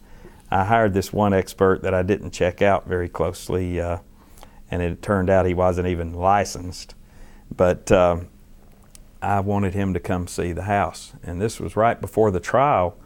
We were picking a jury, and there was a woman watching the trial who said in the paper, he's always been weird, talking about the defendant. He used to ride around town with a mannequin in his car, making us think he had a girlfriend. Well, I was incensed because all I needed was more weirdness about my client. And so I couldn't believe it. And I got this forensic pathologist guy, and I said, I want you to come over to his house and look at where the body was and kind of help me with my theory that she had a seizure and she suffocated herself. And I said, but I can't believe they're being so cruel to this guy. Well, Alvin was uncharacteristically excited about the forensic pathologist coming over. And I quit saying the term forensic pathologist because I would have to spell it for him every time. He'd pull his glasses out and pull some wad of paper out of his pocket. But he was so excited. Well, we're going in the house, and the place is very creepy, but I was used to it by then. And one room was illuminated by a little red Christmas light bulb. And that helped him find the string for the other light. And he said, I've got her here just like I found her. And he clicked it on, and there's an old mannequin from the 1950s laying in the bed. He has recreated the scene. And he pushes down on it, and its head falls off and lands on the forensic pathologist's foot, and he ran out of the door and never came back. And so I would tell him, we had motions. I filed more motions in that case than I'd ever filed before. And he was suggesting that I file other motions, such as, please make the government stop surveilling me from space. And so I would just humor him, and I'd file, please government, stop surveilling him, And he would sit there and nod his head. Well, he didn't show up for motions day. And Judge Van Pelt said, if you don't have him here by 1:30 after lunch, I'm going to put him back in jail. Well, I didn't know where he was. I was the only person he ever talked to. But I knew he went to the VA clinic up in Chattanooga, because I had taken him to the VA hospital one time because of his, he wore, for no apparent reason, he wore a neck brace. And he was saying he didn't have to go to court because his neck was hurt. So I was wanting to prove that his neck wasn't hurt. So I took him to the VA hospital, and this is probably an indictment of the old VA system. He was a veteran, so he qualified. And he came in and he said, they said, well, Mr. Ridley, what do you need? And I said, tell him, Alvin, tell him. He said, well, I was up on the roof, and a lot of his stories started off, I was up on the roof. He said, I was up on the roof, and the sheriff worried me by driving by and worried me off the roof, and I fell 2.5 stories and landed on my head. Well, without looking up, they said, well, we're going to give you some Tylenol and codeine. And I said, wait a minute, did you hear what the man said? He said the sheriff worried him off the roof, and he floated down and landed on his head, and you're about to give him some medications? I said, give him a placebo and let us go see the psychological counselor. And Alvin said, don't give me any of those placebos. I hear they're habit forming. So got him back to a counselor. Anyway, he misses that court date. I found him at the VA hospital. And they said, yeah, he's here. He says a spider bit him. And so I go up to Chattanooga and I get him. And I said, you got to come with me or you're going to go to jail. So through lunch, I got him and I got him back. And I said, Judge, I got Mr. Ridley here. I guess we're ready to go through our motions. And he said, well, Mr. Ridley, why weren't you here? And Alvin said, well, I got a spider bite, Judge. And while I was, looking at the judge trying to wink or whatever, he raised his shirt and he apparently had a grotesque bite wound on him. It was so bad that the judge said, that's okay, Mr. Ridley, you go home. And so we got our motions put off. But Alvin was such that he would tell me that the Constitution said he did not have to go to court. So I took to carrying a copy of the U.S. Constitution around with me. And every time he would say it, it would always be in the morning. And this was all throughout the trial. He would leave his door unlocked by then, and I would just go on in, and I'd say, Alvin, get out of bed. He'd be in bed covered all the way up to his neck. And he'd say, the Constitution says I don't have to go if I'm sick. And he'd be real frustrated. And I'd said, I brought it again. Tell me which article, which chapter. Tell me which place. And he says, well, it ought to say that. And I said, well, it doesn't, and they're going to put you in jail. We got to show up to win. I said, I feel real good about your case. Well, he'd pull the covers off and he'd be fully dressed, shoes and everything. So he was just making me go through this ordeal to get him there and hoping, I guess, I would say, okay, you don't have to go. Well, one day I asked the judge, well, what would it take in this motions hearing for him not to be here? And the judge said, well, he has to sign some waiver of his presence. So I told him, I said, Alvin, I'm excited. I got a way that you don't have to come to court next time. And he said, oh, yeah? And I said, yeah, you meet me at my office, 9 o'clock. So I stayed at my office and I waited on him. He wasn't there, and I just kept improving the waiver and even threw in a part about how he's satisfied with my representation. And he still never showed up. I tried calling him, the phone's busy. Well, let me take you back to the first day I went to the house. I had already gotten the state discovery.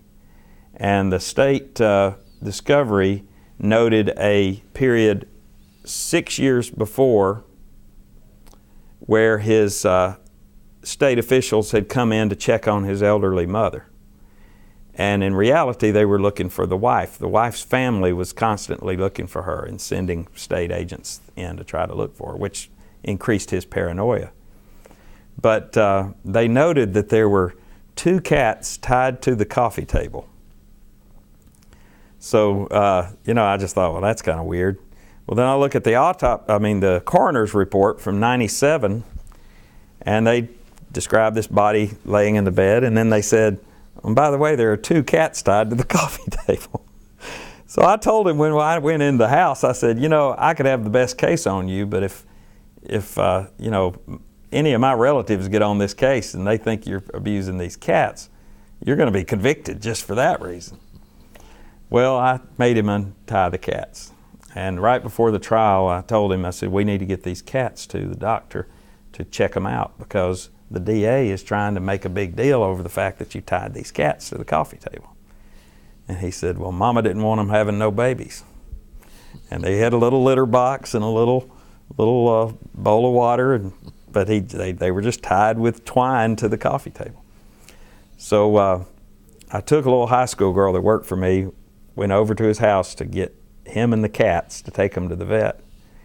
And I took him 2 big file boxes, and I sent him in with a file box. And I said, by the way, when these cats come out of the house, they better have some names. So he came out and he said, this one's Meowie. Mama named her Meowie. And he hands me a box, and I hand it to the little girl that came with us. And I didn't want her to go in the house. So he goes in to get the other cat, and I think I hear it, so I'm calling it under a table, and this rat about this big comes out and made me kind of scream, and the girl thought he was killing me inside the house, so she started screaming. Well, he came out with the other box, and he said something about, this is Kitty. So we went to the vet. I'd never seen the cats in the daylight. We went to the vet. The vet found that the cats were in good shape, but one of them was like 20 years old. Its upper fangs had grown down below its chin. It looked like some kind of saber-toothed cat, but the vet said that's not unusual for a really, really old cat.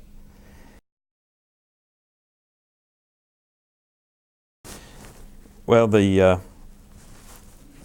cats, the night I was trying to get him to come sign this waiver of his presence at the motions hearing, the phone was off the hook. Well, I finally went to his house, and I was scared to death, so I went ahead and called an ambulance. I figured either he's going to need an ambulance or I'm going to get shot trying to go to his house at night, and I'm going to need one close by. So I said, no police, please, just an ambulance. So I had 2 ambulance workers and an ambulance out in his driveway, and I beat on his door and kind of stepped back in case there was going to be any shooting. And he came to the door, and his hair was all disheveled. He's usually very clean cut.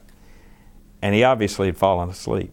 And I said, Alvin, why in the world aren't you at my office signing this form?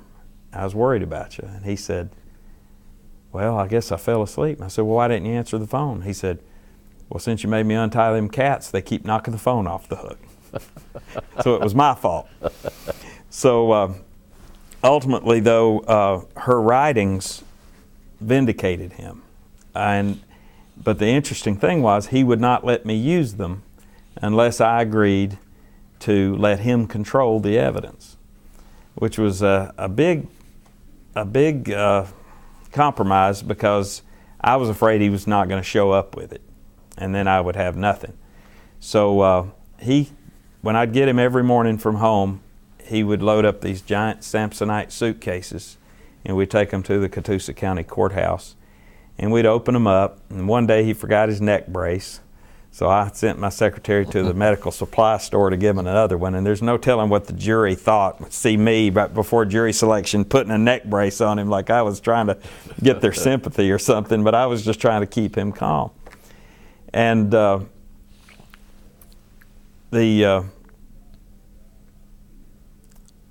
he would open the suitcases, and I would get out the packets of her paperwork that I wanted to introduce. Well, the problem was that I would just say in the hundreds of cockroaches hitched a ride to the courtroom in his suitcases. And we infested the first courtroom in Catoosa County Courthouse with cockroaches. And another media source interviewed the jurors one time, and they were talking about me trying to make a point, and then I would see a roach climbing up my tie, and I would flip it off and start stomping it. But that was the case. He ended up somewhat in his own way charming the jury. He and I had agreed that he was not to testify, but the last day before the end of the trial, I was the one day I thought he can eat lunch. He kind of started having a following of people that started realizing, well, maybe he's innocent. So I said, well, why don't you go eat lunch with your following there, and I'll just have a lunch without you. Well, that was the day Jesus showed up and told him he was to testify. So I told the judge I need an extra hour with him, and I told him about if he testified, all the things that could come out that I had successfully suppressed, like the cats being tied up and all these other things, that none of them incriminating, but just weird stuff that the DA was hoping to use against him, but that I had gotten suppressed. But he was intent, so I thought, well, I've had a year and a half trying to work with him. There's no way the DA can get anything out of him in a half a day. And it was somewhat of a comedy hearing the DA try to break him, because he just doesn't think the way we do, and he doesn't respond the way we do. So the jury acquitted him, and it was, like I said, the most challenging law case of my career in terms of a difficult client. I later had other challenging cases. One you mentioned, Bob, before we started was a fellow that we both knew in Georgia who was accused of going to Tennessee and killing his opponent in a state Senate race. And that was a difficult case.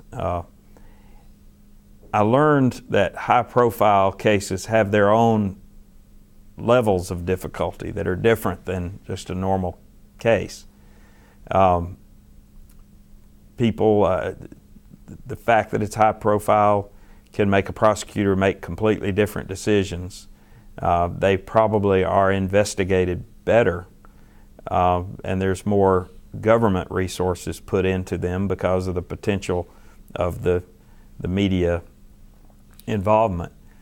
That client was convicted. I was the 7th lawyer to try to represent him. He was very difficult, but someone that I remembered and knew from the legislature just as you did.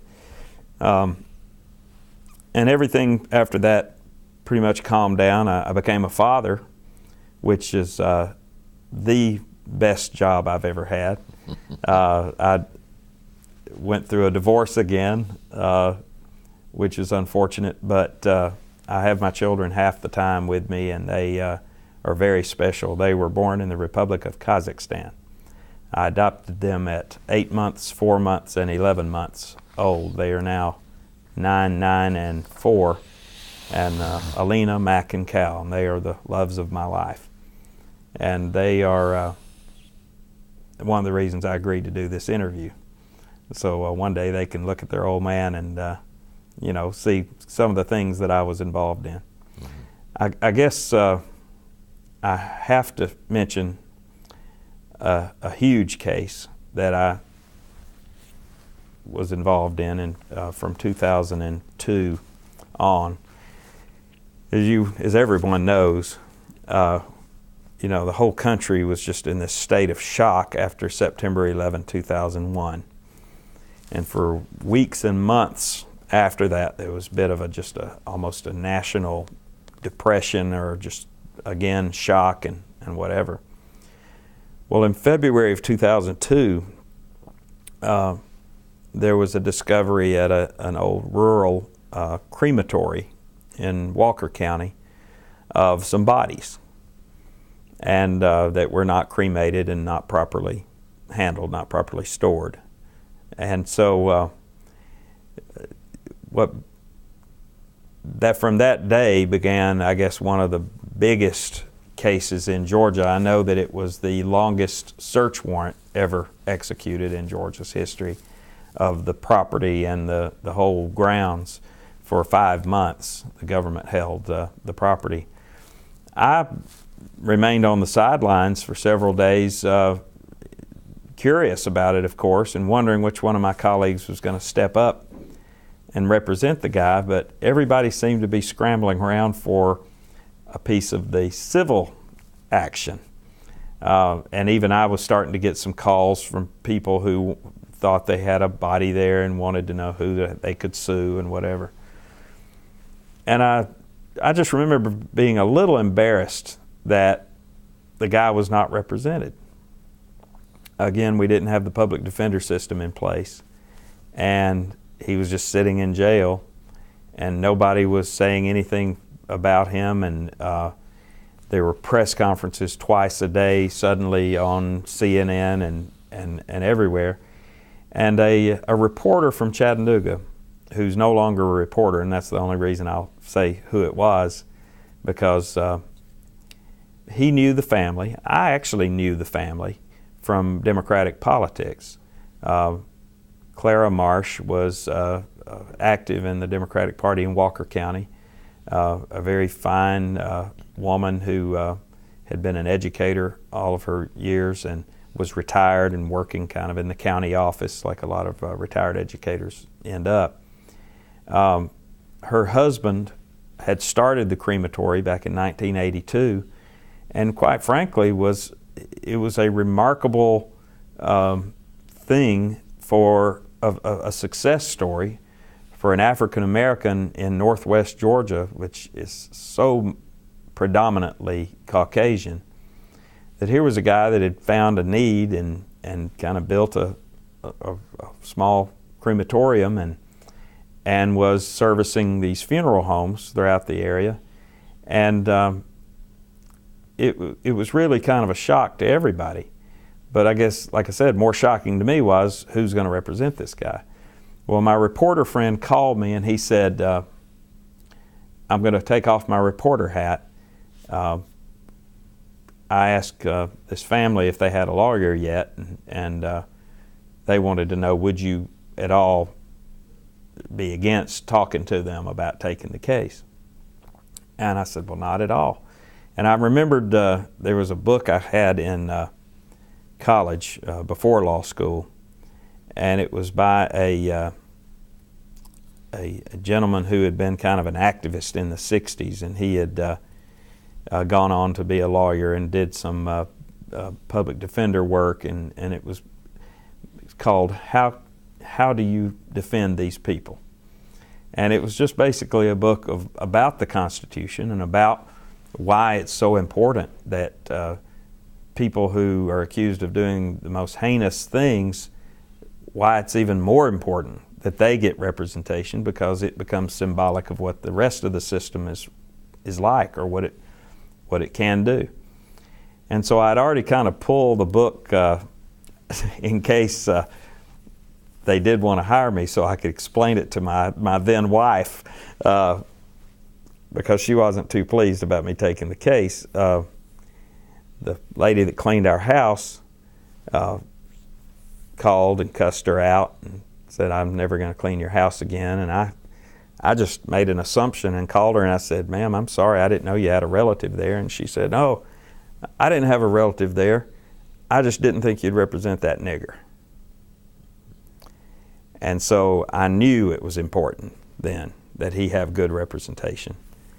And I went and visited him in jail and filed a number of early motions. And ultimately, they had him charged ultimately with 787 felony counts. He was looking at over 8,000 years of imprisonment, which I thought was excessive, but it was high profile. And as my theory goes, they're going to, throw everything at you when the cameras are rolling. So it took me 7 months to get him out of jail. Meanwhile, civil suits started happening. And I didn't know if they had insurance or not. The mother couldn't remember who her insurance was with on the family property or whether it would apply. And so I started handling defending civil suits. And I had my friend from the Looper case in Tennessee who practices law in California, Ron Cordova. I asked him, will you come in and help? Because I need somebody to handle these civil things until we find out who the insurance is with. And so we literally just about set aside everything else to do this. I went through 5 secretaries in 5 years of representing Ray Brent Marsh, who to this day is the nicest, kindest, most gentle person I have ever represented. I have a very strong theory of what happened there, regardless if people want to hear it or not. I suspected there might be some environmental issues there. His father became sick in 1996 and just completely disabled with his illness. Strokes, neuropathy, all kinds of problems. The father died while I was representing them. Brent was charged with the mishandling of all the bodies, but there was a hue and cry for the rest of everybody's heads because the chief medical examiner made a really not well thought out comment early in the case that these bodies go back 20 years. He, for the rest of the case, regretted saying that because they didn't. They only went back 5 years. But because he said that, everybody thought, well, we can just be against the whole family. And how could they not have known about that on their property? That's another question everybody has. Well, first, this was 16 acres. Secondly, the Walker County Sheriff's Department inspected the property just 4 months before the discovery of the bodies, and they couldn't find one body. So it's not that far a stretch to think that the rest of the family did not know about it. And Brent said the rest of the family doesn't know about this. But he could never give a reason of why it happened. The bodies were not molested, they were not tampered with, they were not, as the rumor had it, posed in various poses around a card table or as the rumors were going crazy. So it just didn't make sense. So I had him tested, and the testing showed that mercury was just ravaging his toxicology makeup.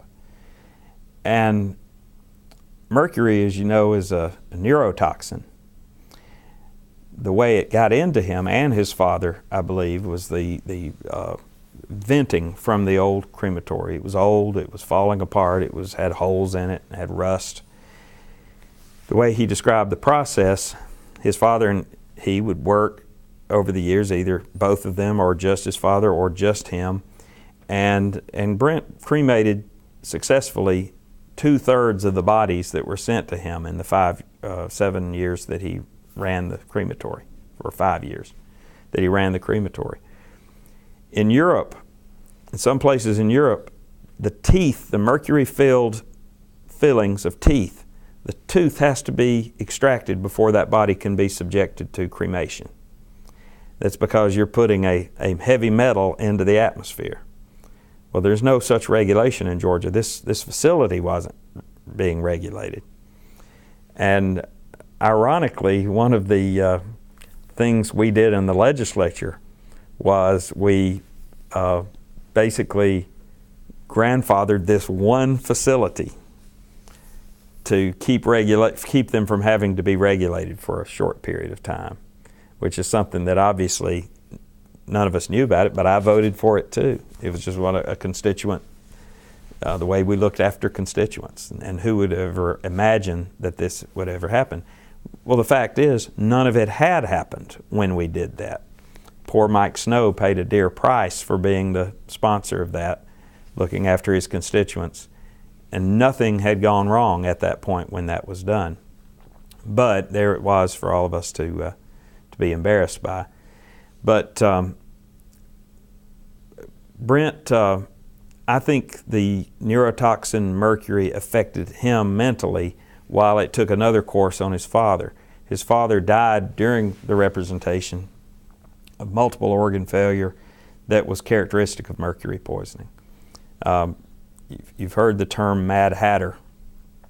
Well, this comes from these Huguenot craftsmen a couple of hundred years ago who made hats, and they worked with mercury to, I guess, treat or adjust or make the hats more pliable or whatever. And many of them began to have deep psychological issues.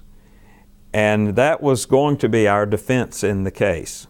And I had scientific backing. I had a professor who was an expert in neurotoxins who was going to back us up. We did win a key pretrial appeal, and not really win it, but we got the Supreme Court to take it up. And that was the issue. Brent had been charged with felonies for stealing a body. Now, the delineation of felony and misdemeanor in Georgia is the amount of $500. So he only charged $250 for the cremation service that was not done. So that would have been a misdemeanor theft. The question was, by taking a body, how could that be a felony? What is a dead corpse worth? Well, believe it or not, there is case law on that from over 100 years ago, where someone was going to a funeral and the casket fell and there was the body fell out, and the court bestowed upon the nearest of kin a kind of a quasi-tort right. And they basically wrestle with that. Well, what's a body worth? What are these materials? It's not like pig iron. It's not like a commodity that can be exchanged. It's something that is rapidly going away. And so they agreed to take up that question. And once the Supreme Court agreed to take up that question, the district attorney got reasonable. And Brent wanted to stop his family from having to go through any more. And so he agreed to a sentence that he's serving now, the service part being 12 years, and then pretty much the rest of his life on probation, with some restrictions on, obviously he's not going to go in the crematory business anymore. But the point is, I was proud. It was an extremely stressful case, but I was proud to have worked it, because I thought it was important for my region, and I had children by then, and I wanted them to see that this man gets treated fairly, no matter what the color of his skin, no matter what, how odd the case was. And the oddity of the case kind of ramped up the passion about it, and there were death threats. I was actually kind of hoping that the Klan would get involved so I could get a change of venue. And so I was kind of giving out every invitation for a threat from them, but the poor guy that ran the Klan, he was dying of cancer. And he didn't have the time to mess with us. But he did make a statement that I tried to use, and I got a partial change of venue victory. We were going to go down to Lee County and get a jury and then bring them back. But there was no way to win that case. The question got down to, how can I make this case so expensive for Walker County that they'll get reasonable? Because there's really no, other than the Mercury defense, we can't say that he didn't do it, or he didn't do it, I guess, in this case. But it was a very difficult case in that respect, and the family, of course, is recovering. I will say that there was a lot of, I've had the fortune to represent some pretty nice people in very difficult times in their lives, and I'm hoping that they feel that I helped them. Looking back over your political and legal career, is there anything you might have done differently? I can't say that. I'm a big believer that you know, even when bad things happen to you, they set you on a course that gets you to where you are today. Obviously, had I won the congressional race, I can't imagine the scenario in which I would be the father of my 3 children. Had I gone anywhere else of any of the other things I've tried and sometimes failed, and perhaps even the battles with Tom Murphy, had I gone along and, you know, obviously if things were changing in Georgia anyway, so that course probably would not have turned out anything special. I would say that I'm a person of the time that I lived in, and those times affected my course. It would have been completely different 20 years before.